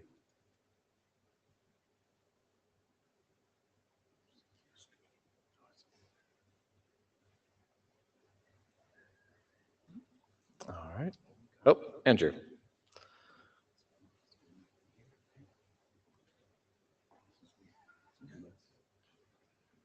Hi, Andrew Campling. Thank you for the IAB Open this week. It felt really good as a participant. Whether it for you, you can decide. I came away, I'm not overly involved with any of the liaison stuff, but I came away thinking there's a lot more that could be done there. I just wanted to know, would you welcome some proposals from the community as to maybe how we could do more and be smarter in how we engage with the other SDOs? Do you have an appetite for doing that? Yeah, I think we certainly love to hear feedback, and this is a process where the liaison relationships that the IAB helps facilitate are meant to reflect the entire community. So I think mainly it's a question of what is the right venue for that. During the meetings, we have the liaison coordinator office hours. That's a time to get directly involved. People are welcome to join the IAB calls or send email to the IAB. We can also use the architecture discuss list or potentially other lists for broader discussions. If it's a proposal where we want to have the whole community be able to see and engage with the IAB, architecture discuss may be a good starting point for that. And I'd also welcome if any of the liaison coordinators have any comments they want to make too. Go first, sir. Yeah, thanks, Andrew. So for sure, like we are reopening the liaison RFCs, the procedures for that. So really, we do have the appetite for like getting community feedback, right? That's why we're kind of opening it up for everybody. And we have this, it's been 20 years since the last one. So we kind of have to see where the community stands now. But I think the only thing we need to be cautious about is like, how much effort is going to take from the community, like the Ietf community itself, and how much like work it's going to take from the other org as well, the other SDO as well. So I think as long as we kind of find a good balance for that, we are open to any kind of suggestion. Like, so yeah, feel free to come put in your input. So thanks. And to pile onto that, ultimately that's going to have to go, that document is going to have to go to IETF last call, but of course it would be more productive and helpful if you have some tangible ideas relative to that document that they're provided earlier and not at last call. Not that you can't provide them during last call. And I would also like to add that we are trying to constantly improve the liaison process, especially when we understand that there are some problems or pain points. In some cases, we know about pain points that we can't fix immediately. Some are related to tooling and other things. But if you actually have any problems that you think need addressing, please reach out to us and we will care about it. All right, thank you. All right. Oh. Yes, I think we have a remote question. Please go ahead, Abdul Salam.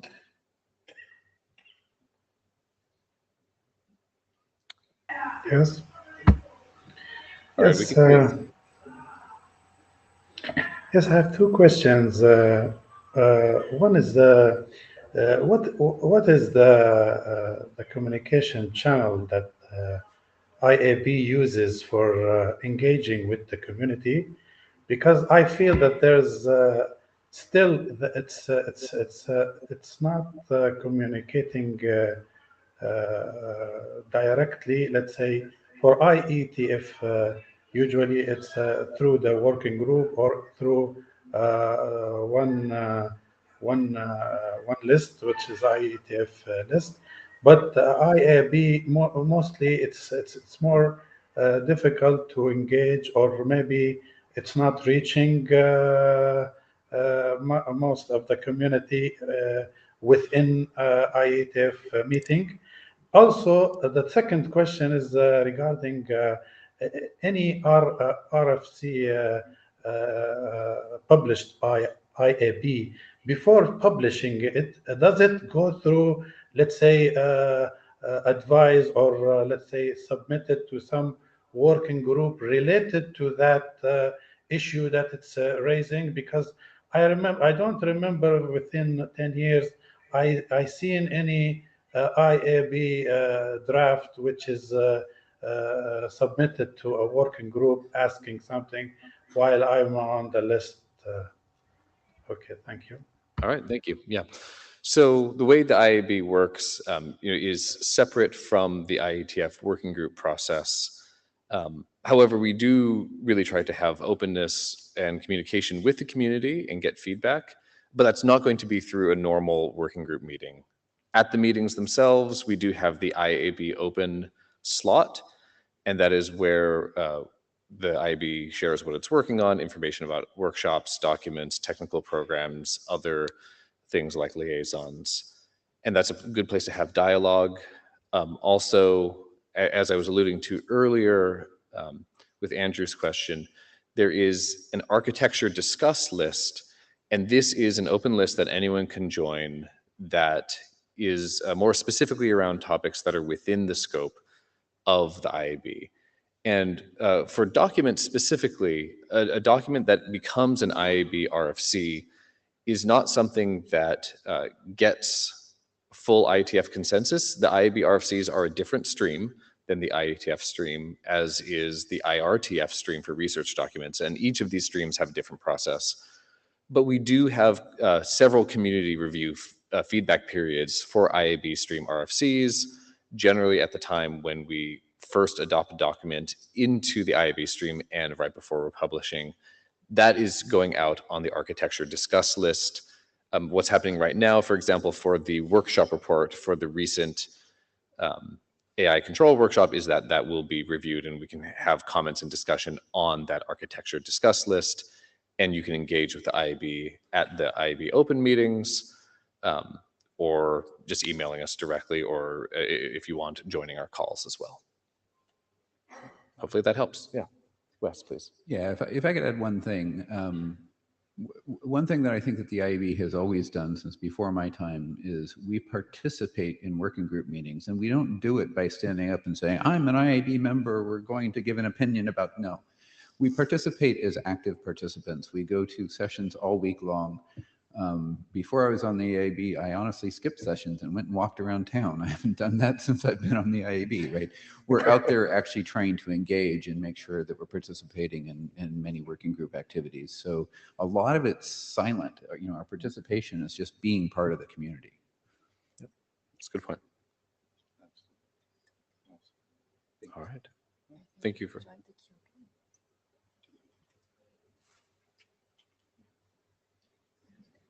All right. Is anyone else in queue? Abdussalam, I don't know if you're. Yes, just my comment on that is why separate, let's say, why we separate.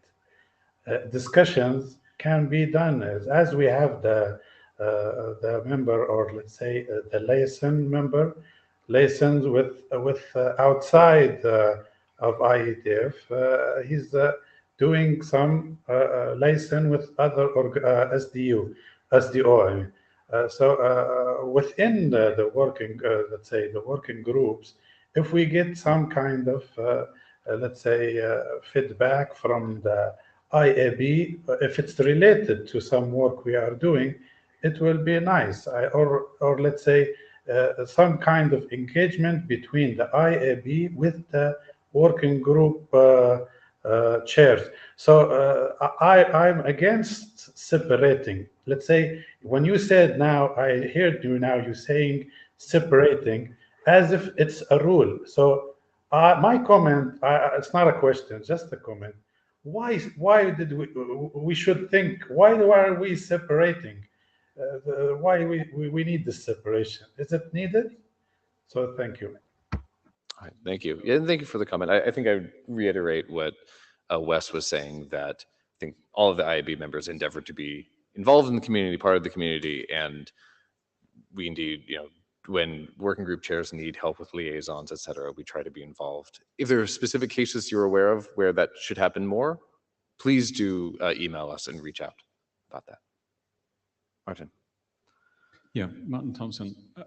I don't think people say this often enough, but I'd like to thank the members on the IAB for the work that they do in the sort of engagement that Wes was talking about, which is often silent, which is often behind the scenes, which is often steering difficult technical problems into BOFs and new work. So from me at least, thank you to all of you for the work that you do. And I think we say that often enough. Thank you.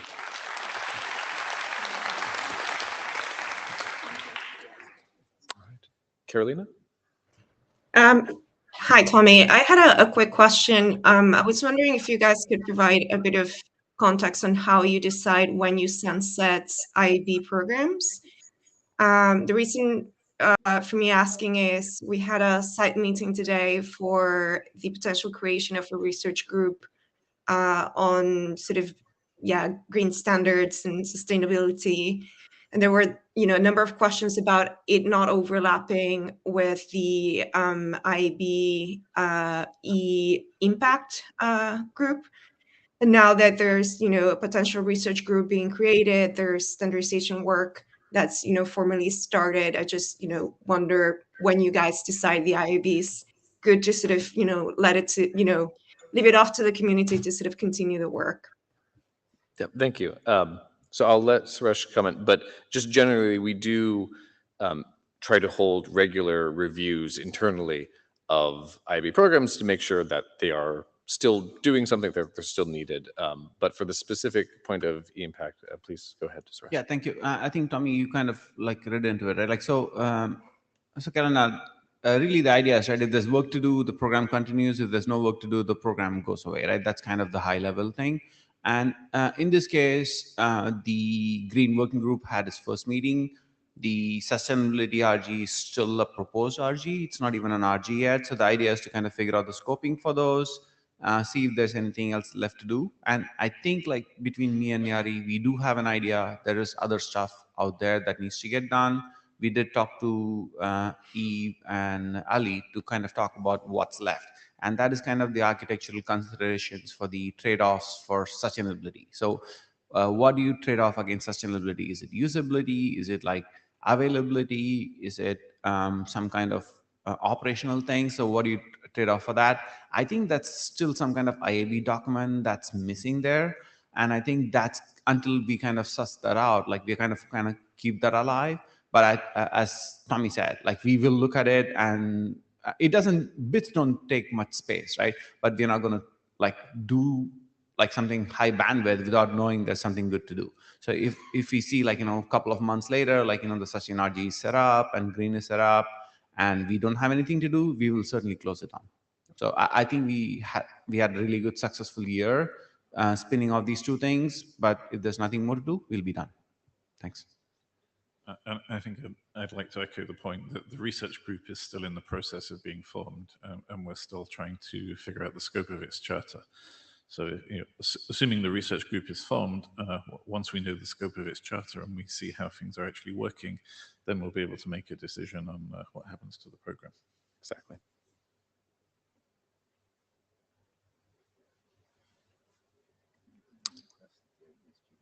Okay.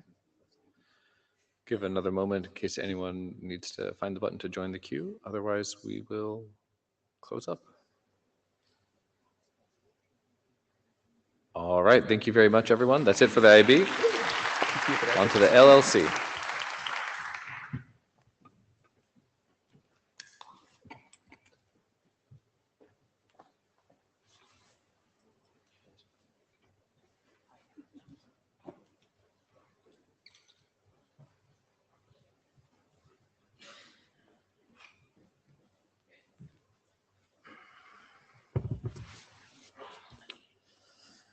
Takes so long for people to get up here. It's a big stage. It is. While we're waiting for everybody to join, there was one question in the IESG session about hotels. I am just looking back at. Sorry. I am just looking back. So let me start from the beginning, since you probably just heard vague mumbling. In the IESG session, I heard a question about San Francisco. In our October board notes, we have a report here. It says Portland site report was shared with the board and Jay Daly provided no review. The board will review and report and discuss further. One of the questions explored was whether this might be an alternative to San Francisco and how the cost of travel differs between the two cities. So it is an item that is in discussion and not quite resolved just yet. Another question that came up previously, which I think is really optimally directed at the LLC, pertained to hotel rooms and finding alternative locations. And I think you probably, yelled from the back, saying something like, yes, that's not something we're doing. We've discussed this a number of times before. I think ultimately we're not really a travel agency. It's not our core competency. We try to find a sort of core hotel and some alternatives, but we have routinely lost a lot of money booking room blocks and then having people not use the room blocks, in part because sometimes when that long date approaches, the room rates that you get on the web are lower than what the booked rate was that we had to book 2 years or 3 years or 4 years ahead of time. It's just too much financial risk and it doesn't make sense. There are lots of websites you can go to find cheap hotel rates or Airbnb rates and what have you. And I know, many corporate travel portals, want you to book through their portals as well instead of using a third party. So that's that on. It looks like we have 2 people in queue. Mark is somewhere. There he is. I'm here. Hi. So regarding San Francisco, I think we can have a discussion about cost, which that's an issue that we have in many places today, especially. We can have a discussion about safety and make different judgments about that. It's interesting for me because I used to live in San Francisco and now I really don't like going there, but anyway. The real issue that we need to discuss, though, is that because of very recent events, it's going to be very difficult for a large number of people to get there. And the suggestion that I would make is that the LLC and the ISG and however that all works, thinks very carefully about the weighing of how you judge when enough people can't come to make the meeting worthwhile and how that affects our decision process. While all of the geopolitical fun is going on, it might be good to consider not having meetings in either of the interesting countries that we're talking about sometimes here, and to have them somewhere else. And I know that makes your job very hard, and I appreciate the work you do, but that might be where we're at. Yep, good point and fodder for our next board meetings discussion. And I can assure you I've been practicing deep breathing all day. Next up, Bron. Hi. Just to speak on the hotel thing very briefly, there's plenty of sites in which you can go look for hotels. I very much agree with you that the IETF should give 0 to maybe 2 hotel options that you can vet and say, we stand by these ones. Other than that, it is easy enough to find your own accommodation through a range. I've stayed at lots of different things, from the IETF hotels to Airbnbs at conferences. It's fine. The thing I came up to ask about or comment on, I run a service myself. I know we go down occasionally. This week we've had some real issues with the data tracker, and the communication has been, yes, there's a problem. Yes, we've fixed it. It was down again during the working group chairs. So I'd like to know what the plan is to make it more robust, given that it only gets tested at this degree once 3 times a year. It's a real challenge, and it has interrupted our work quite a bit this time. So I wanted to raise that topic and be the one to take the blame for raising it. Yeah, no doubt. We take uptime seriously, especially during these meetings. It's one of the core things we have to deliver, the technical platforms and tools. There's been a lot of discussion on the Slack channel about this, and I know in particular we've had a weird issue with one particular ASN originating a lot of odd traffic, probably just automated, and causing a lot of challenges. And I think we may have someone standing up at a mic that might want to add any additional detail. If you'll forgive me, jumping queue. You bet. Yeah, please. You're the expert here. Robert Sparks. Ron, direct answer to your question, what's being done? We are at the sharp part of the knee in a major change to the infrastructure we use to deliver the data tracker service.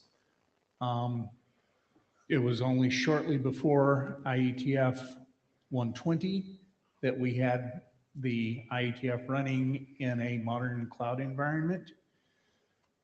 We are continuing to evolve the way that service is delivered to take advantage of scalability options, deeper resistance and reaction to unwanted traffic pressure.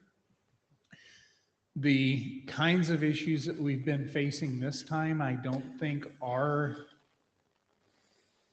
issues that we could lab test. The meetings produce a combination of very unique real customer traffic and an attractive target for nuisance traffic, or even malicious traffic. So the approaches that we are taking are continuing to evolve the shape of the architecture so that we can reactively scale when we need to scale. Identifying the places where we actually have archaic code thinking and how we respond to requests, so that we're vulnerable to like people that are just wanting to mess with something because the size of the body of people that just want to mess with something because it's fun is getting quite large. And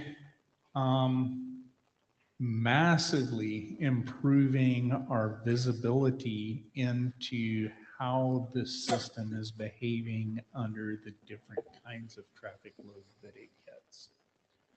So it's not a, we're just sitting and waiting for it to break and fixing why it broke that time.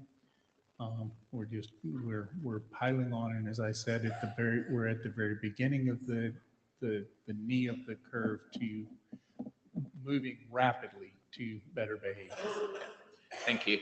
I think the one thing that I would ask for, and I think probably a lot of people would ask for, is more detail about what's happened and what the state of things is, because at the moment it is an unpredictable machine as far as we're concerned, and we don't know when we walk into a session whether we'll be able to get our work done. Yeah, that's a fair point. I think most of our day jobs where we're used to root cause analysis reports and these kind of things. So I think we'll take that as an action item. Thank you. Thanks. And thank you, Robert. Next in the queue is Jim Fenton. And if you are in the queue, make sure you, or Adam Mike Line, put yourself in the queue. Yep. Hi, Jim Benton. With respect to hotels, I understand the economics of getting a room block set aside and negotiating all of those things. And since I don't have any of the corporate constraints on where I can book my hotels, I like to book at IETF hotels, both because of the IETF hotel network, which is as usual great, but also just kind of to make sure that IETF isn't stuck with a bunch of rooms that they've committed.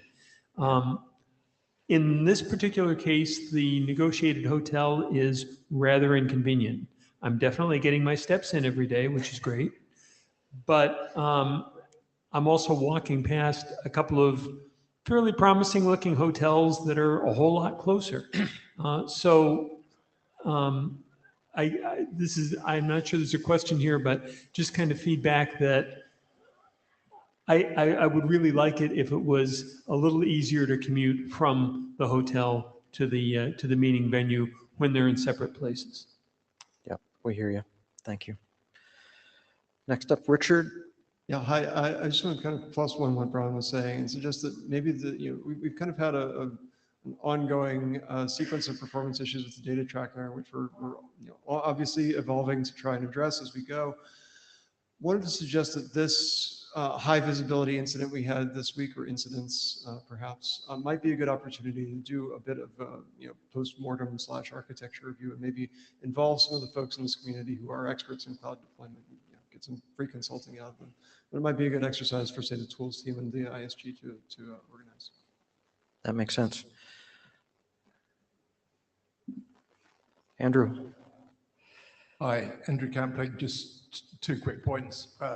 In terms of countries that we go to, I get that by rotating countries, the idea is that people that struggle to get a visa for one country, maybe next time it's somebody else's turn. Judging from some of the comments in the chat here and previous meetings, some people seem to suffer pretty much every time. And I think we maybe need to do something for them just occasionally. I'm not in that category, but I know there are some people that want to contribute more, and it seems to be a struggle almost every meeting. Someone still hasn't had a response to their visa request for Vancouver. Right. That's pretty unacceptable. Not that we can control it, other than by picking different countries occasionally. And then second question, I'll answer them both as you see fit. We had some stats on some of the visitor stuff or the participant stuff for this meeting earlier on. I don't think there was anything yet on things like the diversity of the participation, just on percentage of new. Is it too early yet to have any feel for, are we doing any better on being diverse, or are we still as poor as we were in Brisbane? I think it's one of the things that's captured in the post-meeting surveys a bit, but no. So maybe it's back down to ISG data that you had on the meeting attendees and so on, around diversity. I'm kind of unclear on what exact collection we're talking about. I mean, we do have diversity data across a lot of dimensions when we do the community survey on an annual basis. And so to get the deep dive comprehensive data that you can't necessarily scrape from the registration information, that comes from the once a year survey. Okay, I just remember, I think it was in Brisbane, we hit an all-time low of 7.6% female participation, which I think is shameful. It'd be good to know if we do that. That's from the community survey. Okay. We don't have that clean demographic information just based on the registration information kind of for that. And if you're kind of really interested in what we're doing, and anyone is around the topic of gender diversity at Sisters, there's going to be a presentation that's going to walk through a response and an action plan related to all the things that came from the experience of women in the IETF report. And fair point on the visas. I mean, I think historically the biggest cluster of folks having difficulty getting visas have been from China. And India, I think, as well. And what, India, yeah. And I think, as you heard, we are working on a, China meeting location, and they mentioned the possibility of other Asian locations, including India, for future meetings. So presumably, in both those cases, it makes it easier for those folks that live in those countries. Now, of course, there may be a burden of other countries, but it shifts the burden around in a lot of ways. Thanks. Richard, another question? Pop back up. Since I'm making suggestions and we're talking about geopolitics and visas and whatnot, one place that still doesn't require visas to get to is the internet. As we're trying to navigate all of this. Not yet. I said still, as of this speaking. So it may be something to consider as we continue to struggle with finding the right combination to consider whether 3 times a year is still the right cadence for this in a world where we have really robust remote meeting capabilities. Yeah, and that's definitely not an LLC question. I think that's ISG, for sure. So some combination. Yeah. And Jean-Francois?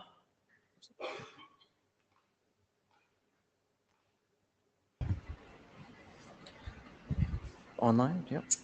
Yes, I'm here. Sorry, so I'm not 100% sure that this is the proper section to ask this question, so I apologize in advance if that was not the place. Looking at the data from participation, since the previous person on the mic was discussing about the diversity element, we actually did a bit of research on participation numbers using the data tracker per country. And we observed that there was a discrepancy in the numbers between the information on the data tracker versus what is published in the summary of the meetings. And some of those differences were quite substantive. We did raise this concern, and we sent an email to the LLC, I believe to some of the staff, and we haven't heard yet so far as to, we were told that it was being looked into, so I'm not saying that there hasn't been any movement upon it. It's just I haven't heard anything, and that has been a few months now. So I would like to know if there is any update on that. Thank you. Yeah, maybe it might have been lost. I'm not sure, but I would encourage you to send it to the board email address, and we will definitely take a look. Thank you. All right, thank you. Yep. Mike Bishop? Yeah, I wanted to clarify something from Richard's question, because the issue of changing the number of in-person meetings versus online meetings was raised during the ISG, and they said it was not an ISG issue. And then I think you just said that it was an ISG issue. So who actually owns that question, and how do we have that conversation? It's the community. Okay. It's a community decision. So clearly, by the way, we need a plenary question dispatch session, don't we? The current consensus is for 3 meetings a year, and it's not something that either the IESG or the LLC can change, because that's in a BCP. So it's the community, through the process that I'm sure Roman can explain to you, that has to change that. So then the expectation would be, if that were to change, we would need a working group to write a document to modify that. No idea. You will. That is definitely a question for Roman, not me. Okay. So is the question on deck as how would we change the BCP that says 111 exploratory? Yes. Yeah, we would need a draft for that. Okay. Yeah. And then all the usual intended processes with processing that draft. I wouldn't presuppose how we would process it, AD sponsored, Gen area working group, other working group. It's going to have to get dispatched. It does not necessarily need to get kind of dispatched, but the document, and why you're hearing a little bit of perhaps what sounds like a confusing answer is there's a lot of dimensions to. There's a meeting slot available on Friday if you need. In all seriousness, why that topic sounds kind of confusing, because there's the community part of it, which provides the guidance on, we're doing 111. Then there is the piece about how, who owns the venue selection and the properties of kind of that venue. The community delegates who that is, but then the LLC has specific kind of operational kind of processes kind of relative to that. And then there's something kind of in between all of that, which speaks to the meeting experience part. And that's where the ISG gets involved. And some of that is in community process, some of that is not. And so a little bit of, for example, how you heard about the Friday meeting, that's in that area where the ISG kind of owns that without specific RFC. So I'm going to summarize what I think I heard. Somebody needs to write an internet draft about it, and then, follow the normal process.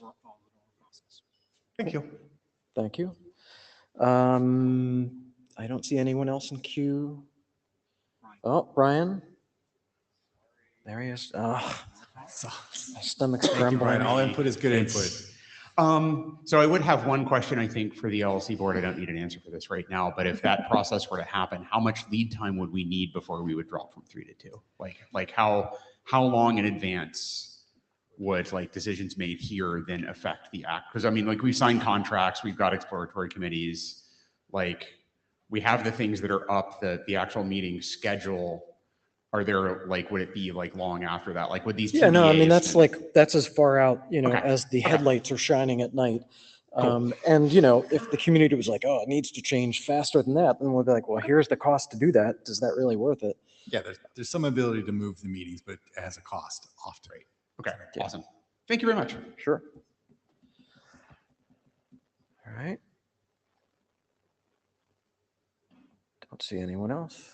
All right, thank you. Have a good night. Thank you for sticking it out. For all those who make the joke that Shauna and Sean Turner are the same person, we are clearly not. They cut the mic.